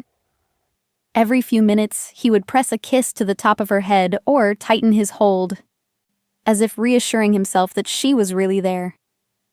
"Are you sure Marcus will stay away?" Elena asked as they wound through the mountain passes. "He'll run," Kieran said with absolute certainty. Men like him are cowards at heart. When faced with a real predator, they always run. Elena was quiet for a moment, processing everything that had happened. That footage he had, was it really that dangerous? Kieran's jaw tightened. In the wrong hands, yes. Our existence depends on secrecy, on humans dismissing us as myth and legend. But Marcus was an amateur, playing with forces he didn't understand. We've dealt with much more serious threats over the years. We, the pack, the community. Elena, you need to understand. We're not just a few werewolves hiding in the mountains. We're part of a much larger world, with its own laws and politics and power structures. As my mate, you'll be part of that world too. The weight of that responsibility settled on Elena's shoulders, but it didn't feel overwhelming. Instead, it felt right, like a puzzle piece clicking into place. "Will you tell me about it?" she asked. "All of it?" Kieran's smile was warm with relief. Every detail. But first, he pulled the truck into a scenic overlook that offered a breathtaking view of the valley below. Moonhaven twinkled in the distance like a handful of scattered diamonds. "First?" Elena prompted. Kieran turned to face her fully, his amber eyes serious. "First, I need to ask you something important. Elena, are you sure this is what you want? Being with me means accepting a world where danger is always possible, where your children might inherit abilities that set them apart from the rest of humanity. It means leaving your old life behind completely." Elena thought about her old life, the fear, the loneliness. the constant feeling that she was waiting for something without knowing what. Then she looked at Kieran, at the man who had saved her in more ways than one, and knew there was only one answer. "I've never been more sure of anything," she said softly. "Kieran, you asked me once what I was running from, but you're not just what I was running to. You're what I was running for. You're home." Kieran's breath caught, and when he kissed her, it was with a desperation that spoke of all the fear and longing of the past few days. Elena melted into him, her hands fisting in his shirt as she poured all of her love and gratitude and desire into the contact. When they finally broke apart, both of them were breathing hard. "Elena," Kieran said, his voice rough with emotion, "there's something else. Something I need you to understand before we go any further." "What?" Kieran took her hands in his thumb stroking over her knuckles in a gesture that was becoming familiar and beloved. "The mating bond, what exists between us, it's not just emotional. It's physical, spiritual, cellular. When werewolves mate, truly mate, it changes them, makes them stronger, more complete." Elena studied his face, noting the tension in his expression. But the bonding process, it requires physical intimacy, complete intimacy. And once it's done, it can't be undone. We would be bound together for life, able to sense each other's emotions, share each other's strength. You would become pack in the truest sense. Elena felt heat bloom in her cheeks, but she didn't look away. "You're talking about sex." "I'm talking about claiming," Kieran corrected. "About marking you as mine in ways that go deeper than any human marriage. Elena, I need you to know, I've wanted you since the moment I saw you. But I can wait. I can court you properly. Give you time to adjust to this world before—" Elena silenced him with a kiss, soft and sweet and full of promise. "Kieran? Yes? I don't want to wait." The words hung between them like a bridge waiting to be crossed. Kieran's pupils dilated, and Elena could see the wolf stirring behind his human facade. "Are you certain?" he asked. "Because once we do this, there's no going back. You'll be mine, and I'll be yours, until the day we die." Elena thought about all the ways she'd been claimed before. Marcus's possessive hands, his demands for obedience, his violent need to control every aspect of her life. Then she looked at Kieran, who had fought for her, protected her, loved her without asking for anything in return. "I've been yours since the night you saved me," she said simply. "I just didn't know it yet." The drive to Kieran's house, a sprawling log cabin nestled in a grove of ancient pines, passed in charged silence. Elena's nerves were singing with anticipation and a healthy dose of anxiety. She'd never been with anyone but Marcus, and those experiences had been more about his satisfaction than hers. But this was different. This was Kieran, who looked at her like she was precious, who touched her like she might break, who had spent weeks proving that he could be trusted with her heart. The house was beautiful, all exposed beams and stone fireplaces, with picture windows that offered stunning views of the surrounding wilderness. It felt like a haven, a place built for comfort and safety rather than ostentation. "Elena," Kieran said as they stood in his living room, suddenly uncertain. "We don't have to." "I want to," Elena said firmly. She moved closer to him, close enough to feel the heat radiating from his skin. "Kieran, I've spent so long being afraid, being controlled, being told what I could and couldn't have. For once in my life, I want to choose something just because it makes me happy. And this makes you happy?" Elena reached up and cupped his face in her hands, marveling at the sharp beauty of his features. "You make me happy. Being with you, belonging to you. It makes me feel like I'm finally myself." Kieran's control snapped. He lifted her effortlessly, carrying her toward his bedroom with the fluid grace of his wolf.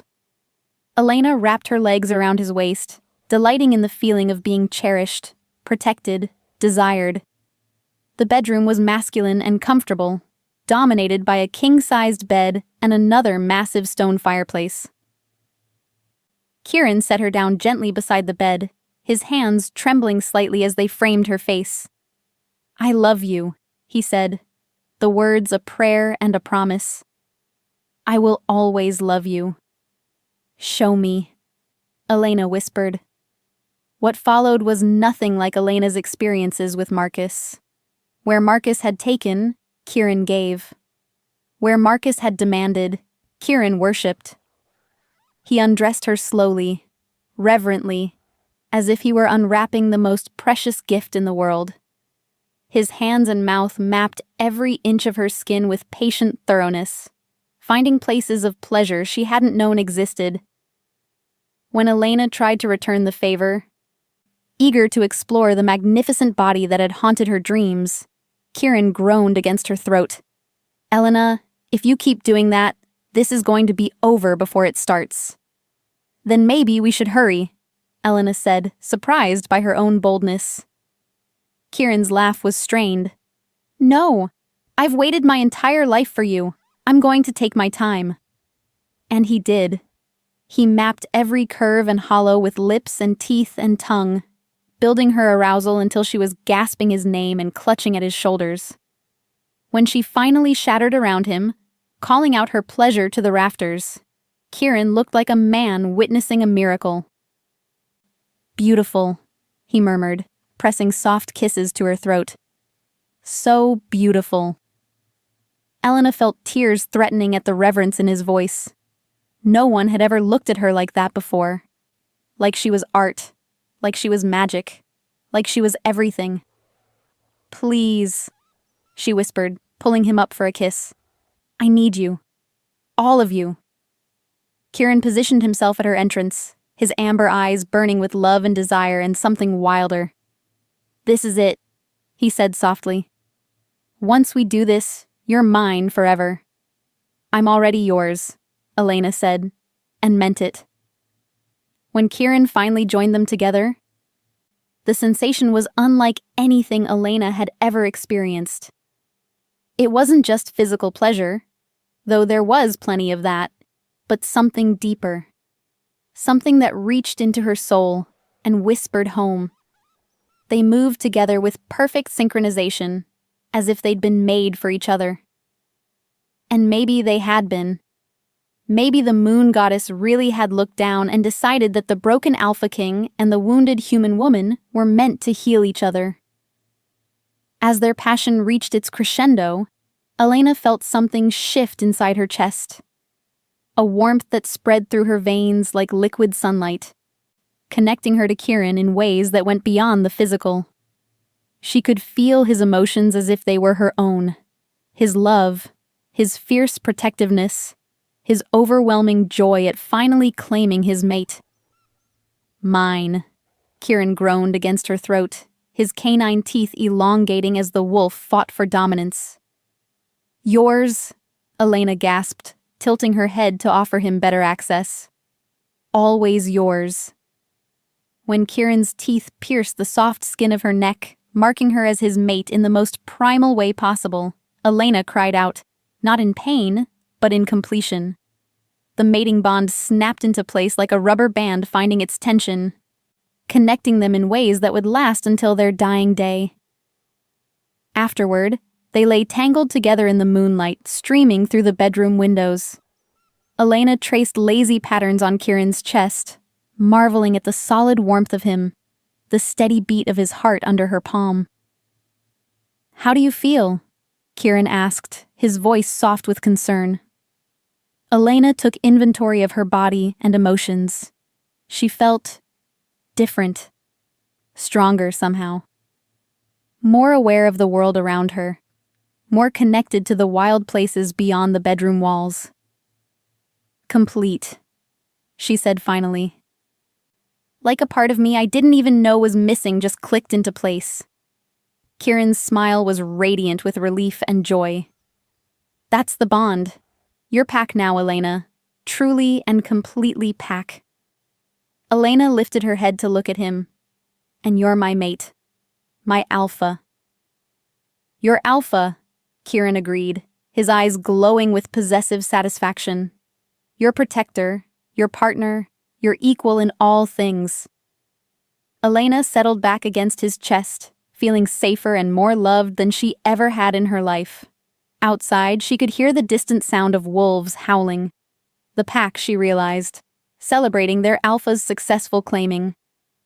They're happy for us, she observed. They're relieved, Kieran corrected with a chuckle. I've been impossible to live with for weeks, pining after my unclaimed mate. They were probably ready to lock us in a room together until we figured it out. Elena laughed, the sound light and free. I love you, she said, the words coming easily now. I love you so much it scares me. Don't be scared, Kieran murmured, pressing a kiss to the top of her head. Love is supposed to feel overwhelming when it's real. And this is as real as it gets. As Elena drifted off to sleep in her mate's arms, she thought about the journey that had brought her here. The pain, the fear, the months of running. All of it had led to this moment, to this man, to this love that felt like coming home. Tomorrow, there would be pack politics to navigate, new traditions to learn, a supernatural world to explore. But tonight, there was just this, the warmth of Kieran's body, the steady rhythm of his breathing, and the absolute certainty that she was exactly where she belonged. The Alpha King had found his queen, and their reign together was just beginning. Chapter 10. The New Luna. Elena woke to the sound of voices outside the bedroom window, dozens of them, speaking in low, urgent tones. For a moment, panic flooded her system as memories of Marcus and his threats came rushing back. Then Kieran's arm tightened around her waist, and she remembered where she was. Safe. Home. Mated. The pack is gathered, Kieran murmured against her hair, his voice rough with sleep. They want to meet their new Luna officially. Elena turned in his arms, marveling at how natural it felt to be naked and vulnerable with this man.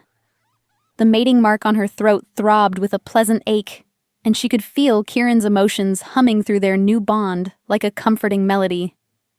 Are they angry? She asked. That you mated with a human? Kieran's expression grew serious. Some of them have concerns. Mating with humans isn't forbidden, but it's complicated. There will be those who question whether you can truly understand our ways, whether you can lead alongside me. Elena felt a familiar flutter of anxiety. What if they don't accept me? Then they'll learn to, Kieran said with absolute conviction. You're their Luna now, whether they like it or not. But Elena, he cupped her face gently. I won't lie to you. Being Luna isn't easy. You'll be responsible for the well-being of hundreds of people, for making decisions that could affect the entire pack. Are you ready for that? Elena thought about the woman she'd been just months ago, scared, broken, hiding from the world. Then she thought about the woman she was now, strong enough to face down Marcus Volkov, brave enough to accept a world of magic and monsters, loved enough to believe in herself.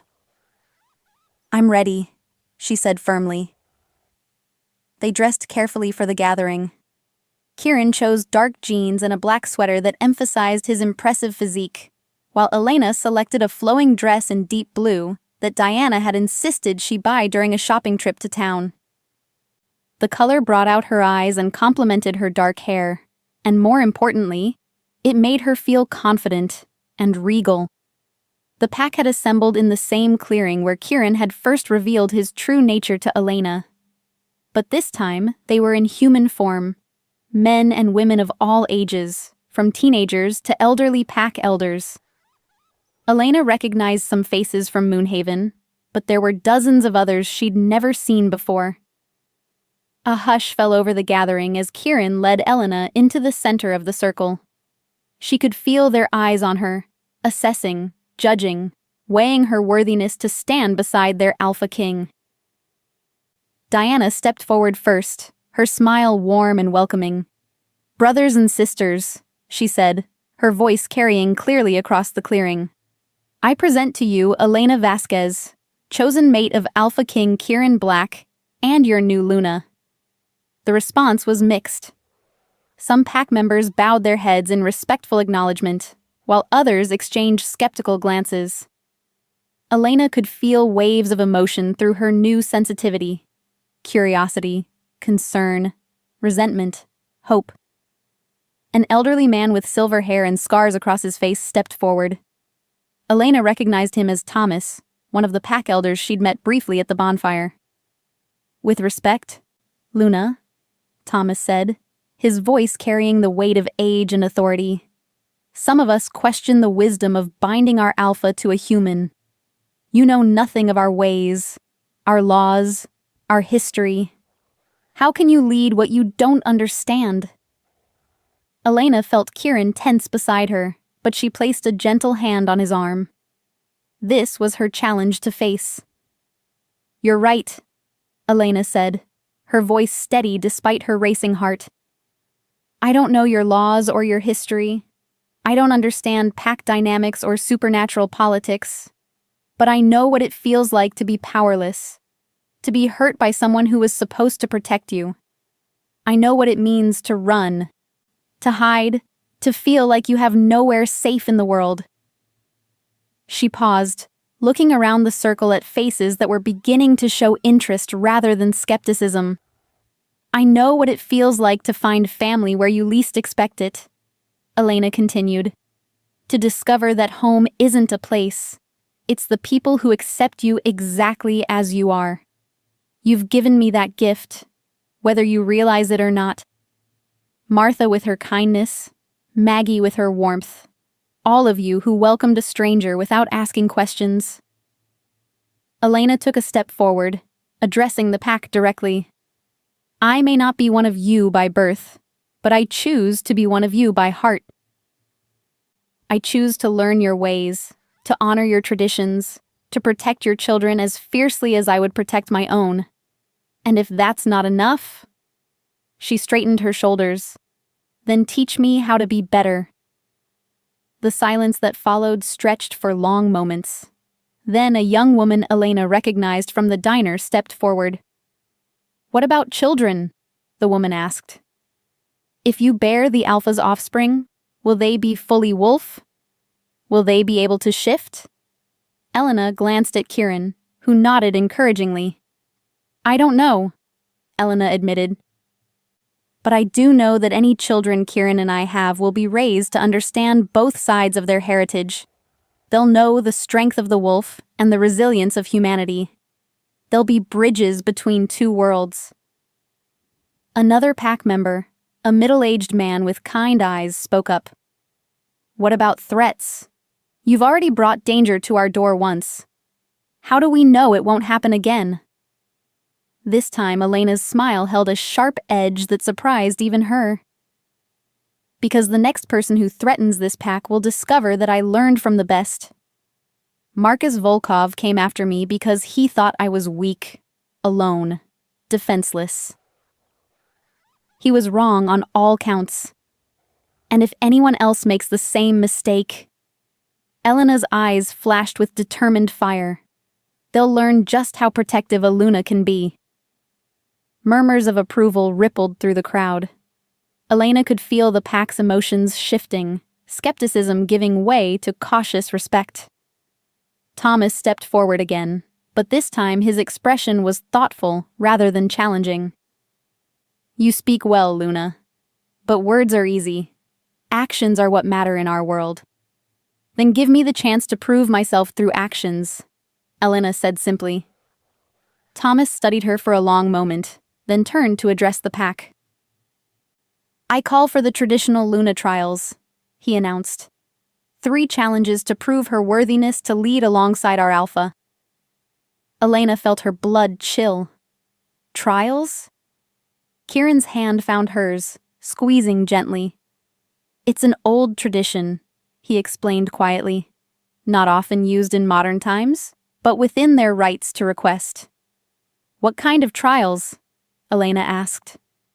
Diana stepped forward, her expression apologetic but firm. 3 tests, each designed to prove a different aspect of Lunaship. A test of wisdom, to show you can lead with intelligence and compassion. A test of courage, to prove you can face danger for the pack's sake. And a test of heart, to demonstrate that your loyalty lies truly with us. Elena looked around the circle of faces, seeing curiosity and expectation rather than hostility. These people weren't trying to humiliate her. They were trying to understand her, to see if she really could be the leader they needed.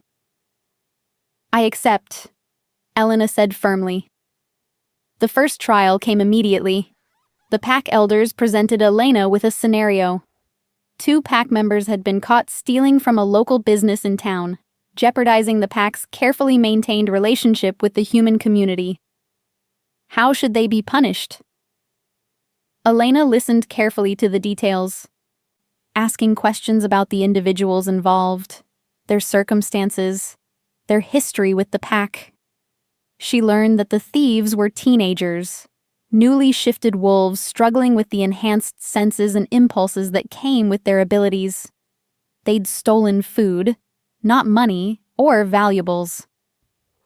"They'll make full restitution to the business owner," Elena decided after careful consideration. "But they'll also spend the next month working at the store without pay, learning about responsibility and the impact of their actions on others. Additionally, they'll be assigned mentors from among the pack elders, people who can help them learn to control their new abilities and understand their responsibilities to the community." The elders conferred in low voices. Then Thomas nodded approvingly. "Wisdom and compassion balanced with justice. The first trial is passed." The second trial was more physical. Elena was presented with a scenario where she had to rescue a pack member who had fallen into a fast-moving river. The challenge was set up as a simulation, with a dummy representing the drowning wolf and actual rushing water that was both cold and dangerous. Elena studied the situation, noting the currents, the rocks, the best potential entry and exit points. Then, before anyone could stop her, she dove into the icy water. The current was stronger than she'd anticipated, and for a terrifying moment Elena thought she might be swept away herself. But her new bond with Kieran seemed to give her extra strength, extra determination. She fought her way to the dummy, secured it with the provided rope, and managed to get both herself and her victim to safety on the far shore. She emerged from the water gasping and shivering, her dress clinging to her body and her hair streaming with river water. But she'd completed the challenge. Courage in the face of personal danger, for the sake of pack safety. Thomas declared, "The second trial is passed." The third trial was the most challenging of all. Elena was asked to demonstrate her loyalty by choosing between the pack's safety and her own family ties. The elders presented her with a hypothetical scenario where her human relatives were threatening to expose the pack's existence unless she returned to her old life. Elena didn't hesitate. "I would try to reason with them first, to help them understand why secrecy is necessary. But if they remained a threat to pack safety..." She met Thomas's eyes steadily. "I would stand with my chosen family. The pack's safety comes first. Even if it meant cutting ties with your blood relatives forever?" "I've already cut ties with my blood relatives," Elena said quietly. "They stopped being family the moment they refused to protect me from abuse. This pack, these people, they're my real family now. And I would die before I let anything happen to them." The silence that followed was profound. Then slowly, Thomas began to smile.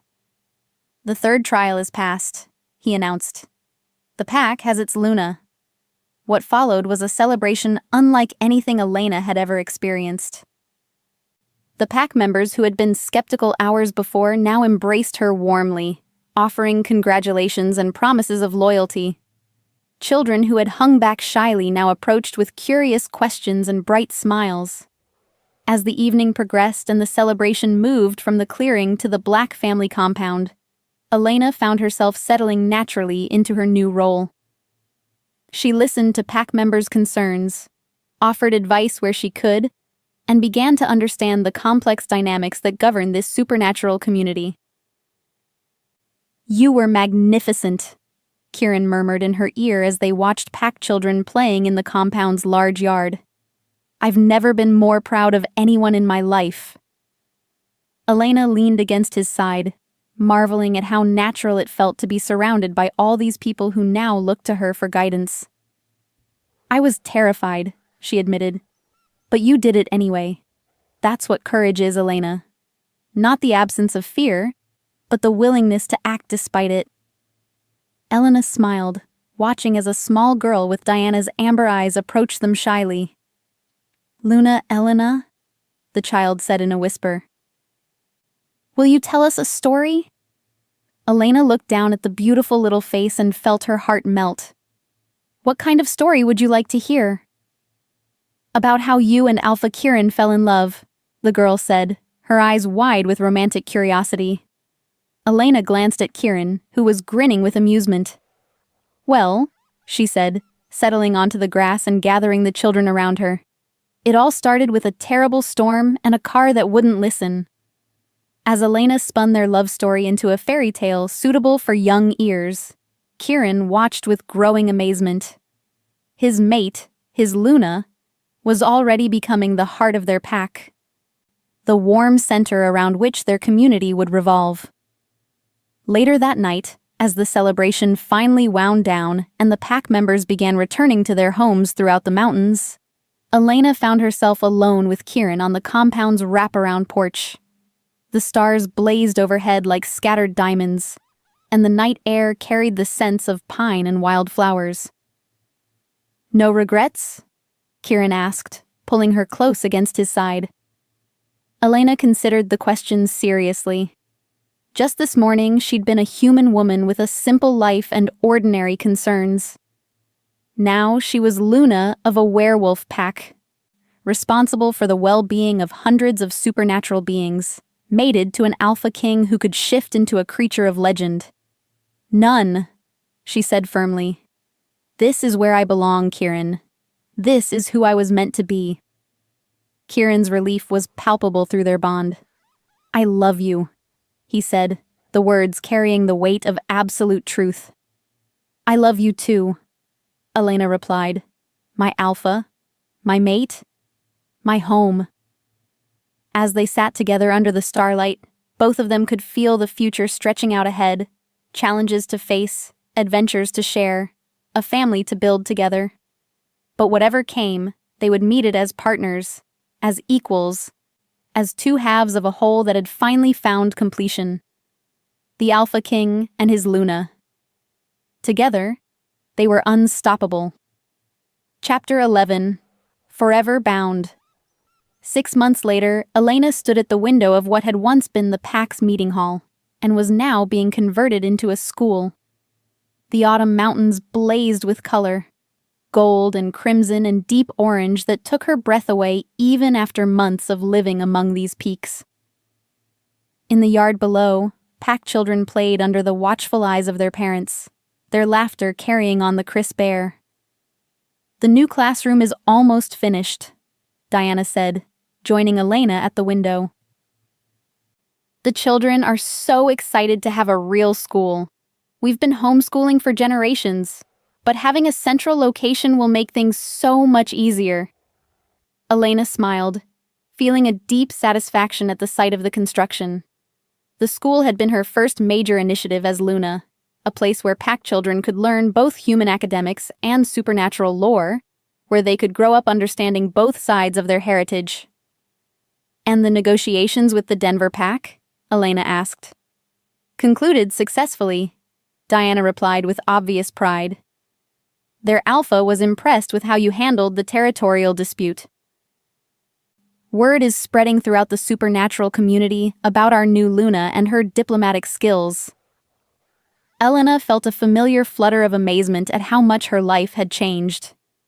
The shy, broken woman who had fled Chicago seemed like a stranger now. In her place stood someone confident, capable, beloved by the people she protected. "Elena?" A small voice interrupted her thoughts. She turned to find Lily, the little girl who had asked for a story on the night of her Luna trials, tugging on her dress. "What is it, sweetheart?" Elena asked, crouching down to the child's level. "Alpha Kieran sent me to find you," Lily said importantly. "He says there's a surprise waiting in the meadow." Elena exchanged a curious glance with Diana. "A surprise?"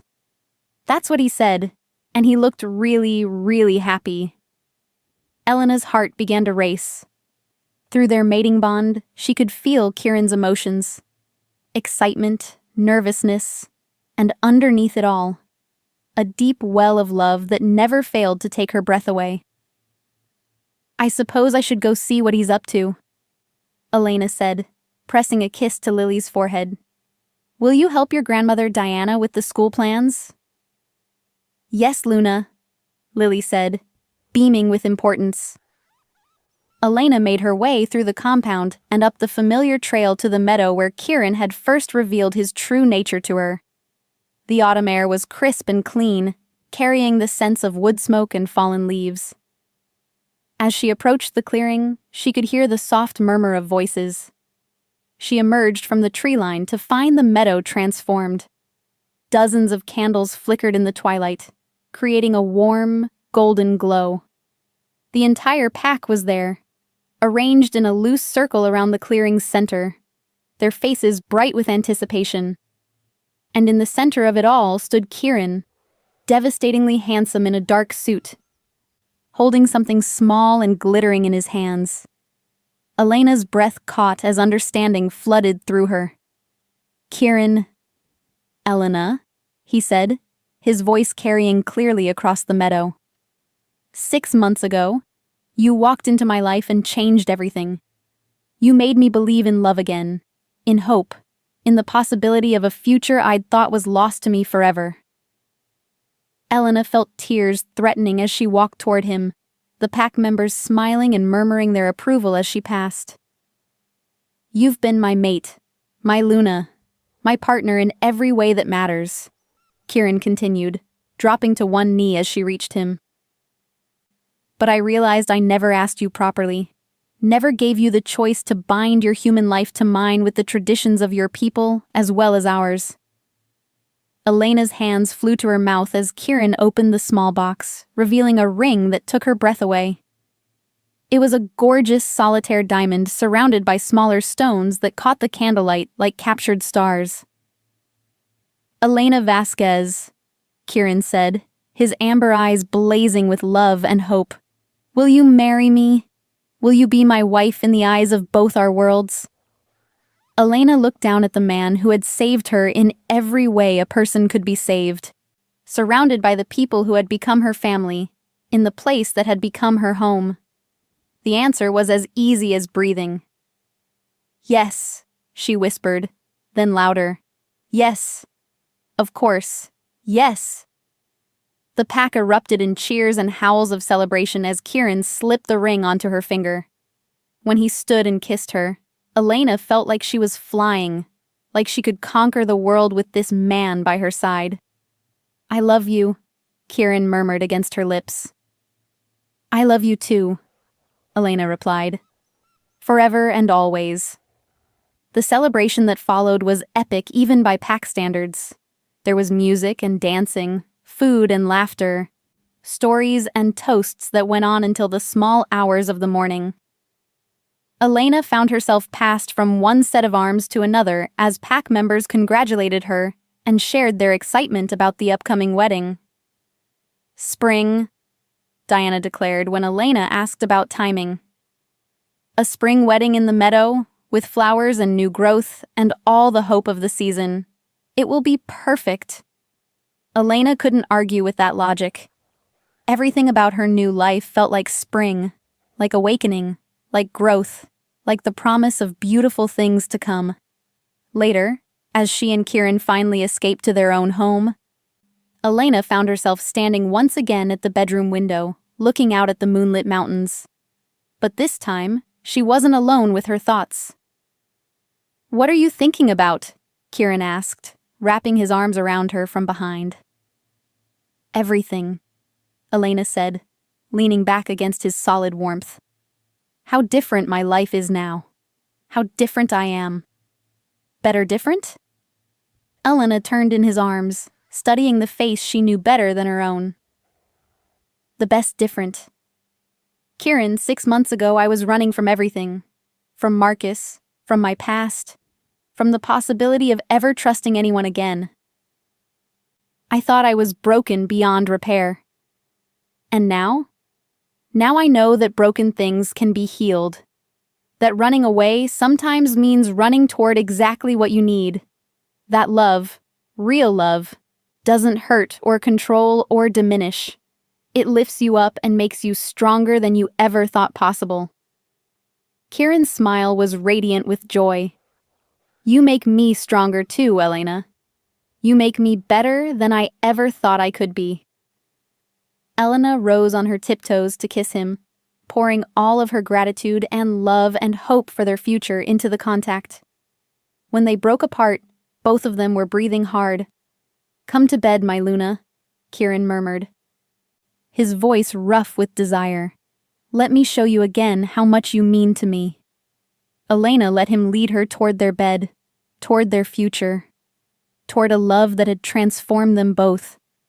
Outside, the autumn wind whispered through the pines, carrying the sense of home and safety and belonging. In the distance, a wolf howled, not in loneliness, but in pure joy. The pack was complete. The Alpha King had his queen, and the Luna had found her purpose.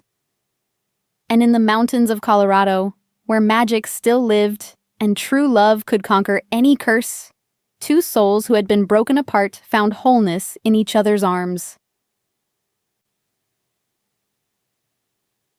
Epilogue. 1 year later. The spring wedding was everything Diana had predicted and more. Elena walked down an aisle of pine boughs and wildflowers, wearing a dress that seemed to capture moonlight in its flowing fabric.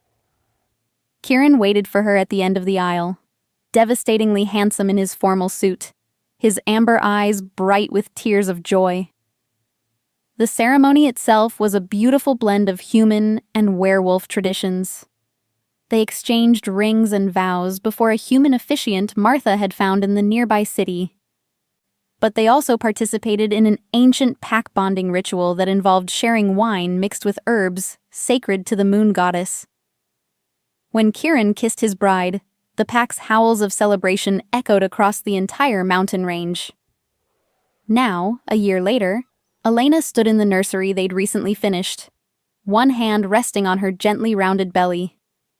The room was painted in soft yellows and greens, with a beautiful mobile of silver moons and stars hanging over the crib Kieran had built by hand.